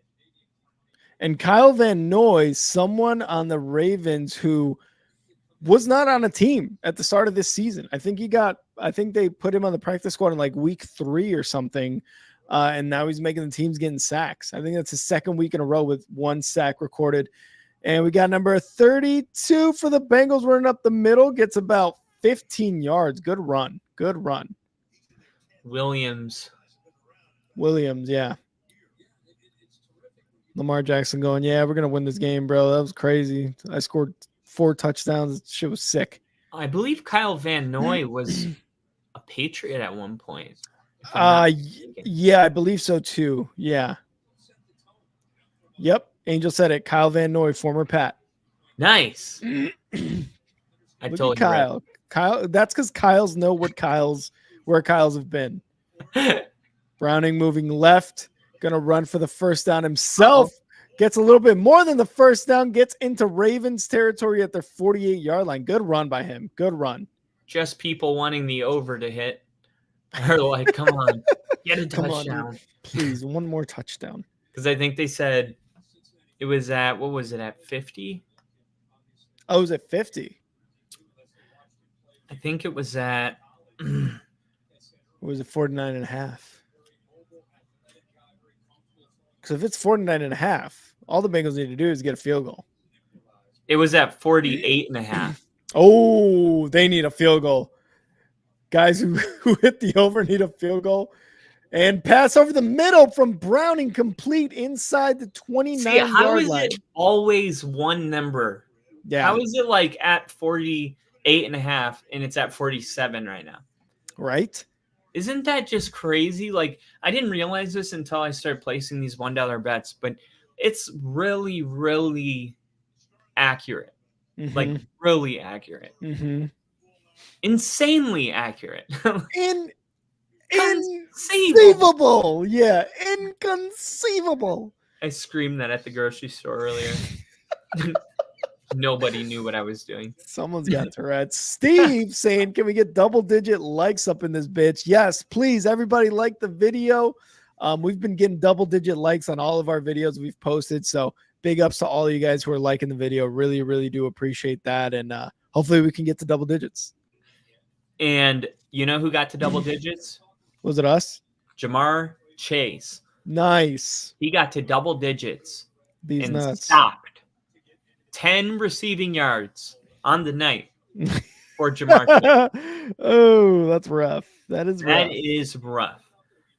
It is first and 10 with 2 minutes left. It is first in the amount of yards Jamar Chase has the whole night. Kyle's not mad at all. Not even a little bit. First and but 10. You got to throw it to him here. It's time for him to eat. It's time for him to eat. Moves away from some pressure. Browning running to the right, getting a first down, going inside the red zone. Great job. He does get out of bounds, which is going to do absolutely nothing. Nothing. Casey agreeing with you. Come on, Browning. Buck up and shoot that pass. Casey, what'd your wife say about him? Like, come on. Rub some dirt on it. Let's get the pass to Jamar Chase. What's she saying? Not being a bunch of fucking... Yeah. OBJ with the freshest fade. Gold chain. Looking like Kyle. Joe Namath threw a field goal in a playoff game. Said he ran backwards and took 3 straight sacks from the 10-yard line. Cuts Namath out anytime. Anytime I bring him up. I would too. Joe Mixon. I would too. Joe Mixon. Like, these motherfuckers. They're definitely throwing the game. Here we go. Browning in the shotgun. 4 receivers wide. He's going to take the snap. Passing left. Going up the side, first down and goal for the Bengals coming up. Joe Mixon touchdown, baby. Joe Mixon touchdown. And Steve said double digits, baby. Let's go, everybody. Thank you. Thank you. Thank you. We didn't do it. We did it. Yeah, you did it. We did it. We did it. Oh, Kyle, shut up. They're about to unlike it. That would be inconceivable. Inconceivable. First and goal here. Browning takes the snap. Give it a Mixon, please, God. And caught by Jamar Chase for a touchdown. Kyle, is that what you needed? Like that, I am back. Kyle is back. Jamar Chase. I had him with only 13 yards today, so that is going to do it. There's my dog. Welcome to our podcast. Say hi. Say hi. This is our podcast. Say hi. What's that? What's that right here? You guys get it? Because instead of podcast, it's pawcast. Yeah, no, we got it, Kyle. We got it. Thanks for the dad joke, you dumb piece of dog. Everybody say hi to my dog, throwing a dog shit in the chat for my dog. Don't put a dog shit in the comments for this beautiful dog. Just put a dog. Just put a dog. And I'll put a shit. Okay, let's go. I gotta finish the pod, bro. I gotta finish it. What? Are you kidding me? Finish the pod, bro. Look at those ears. He's like, that's bullshit. All right, one more, little yeah. One. Come on. Up. Oh, that's a good boy. That's a good boy. That's a good boy. What's this? This is so awesome. Okay, buddy, let's go. Okay, what's that? Hope you guys all enjoyed that. I did. I enjoyed that probably more than the second half. Cause like I enjoyed that honestly, and I feel a little weird about that actually, how much I enjoyed it. Like I'm gonna definitely be going back after this. What are you doing? You see Kyle writing the note. He's like 3 hours, 6 minutes, 6 seconds. Dog moment. Oh god. Here's a moment I'll write down. 3 minutes, 6 seconds. Evan McPherson attempting onside kick. Here we go. Wow. Not bad. It didn't make the 10 yards, but honestly, not bad. Not bad at all. Yeah, that's what you want. You want the ball to pop up, but they didn't get down there quick enough. Yeah. Stuffed all 3 timeouts. The Ravens have not used the timeout this game. This entire game, they have not used the timeout. Impressive. That is impressive. KC, he is 50% boxer, quarter lab, and quarter husky. He's got a husky tail, husky voice, a boxer. Like boxers always jump up with both their paws, like that's why they're called boxers, because they're always up with their paws. He's got that with the boxer. He's got the head of a boxer. And then the lab is like the body and like the fatness and the ears. All right, Ravens going to run it up the right side of the line, just running down the clock. Bengals going to call a timeout. Nope, clock's still ticking. I don't think they're. Damn, they're not even that's it. Timeout. They're just like, yeah, we lost. Yeah. 20 to 34. So it was a day for the over. But it sure hopefully was. It took the Ravens to win by more than 6.5. Yeah. Ginger, appreciate it. Definitely appreciate that. Thank you. Timeouts. He's saying, fuck them. Don't need them. And Gus Edwards moves to the right side of the line. 20 seconds left in this game. Kyle, it's basically over. It is over. That was the last play. Yep, that was the last play. The Ravens win this game 34-20. Let's go into our immediate reactions. Kyle, would you like to start? Would you like me to start? I can start. So I thought it's not much, right? Mm-hmm. Because there was no Joe Burrow. He is on the field right now. He isn't even able to really move that arm as he tries to like awkwardly shake a hand with Lamar Jackson. But yeah, without having Joe Burrow, this wasn't going to be a dub. And the Ravens did a good job of being able to move the football. They ran the football very effectively the whole night. The big play was down there. Lamar, when he had his ankle injury, came back and hung around in the pocket and delivered good balls. I mean, take nothing away from what the Ravens did offensively. I mean, you score the amount of points that they scored, and it has nothing to do with Joe Burrow. So there is concerns on the defensive side, but also when your offense isn't moving, it wears out the defense. So I just think Joe Burrow really is the X factor that kind of changes this whole game. I think maybe the Ravens could, still have won. They played with great energy, but it wouldn't have been by 14. Okay, yeah, with Joe Burrow going out, man, it was something that we said earlier. This probably could have been a shootout type of game. Again, Joe Burrow is definitely the X factor for the Bengals. Joe Mixon did really well in the run game there as he went out, and Browning did a decent job managing this game, but it's just tough when your defense is giving up this many points against the Ravens. So Joe Burrow obviously being out hurt the Bengals to a loss. On the defensive side for the Bengals, again, just poor effort, man. It just, defensive pass interference that made a huge effect on the game. I don't know. It just seems like they couldn't really stop anything. They couldn't stop the run. They couldn't stop the pass. They couldn't stop Lamar.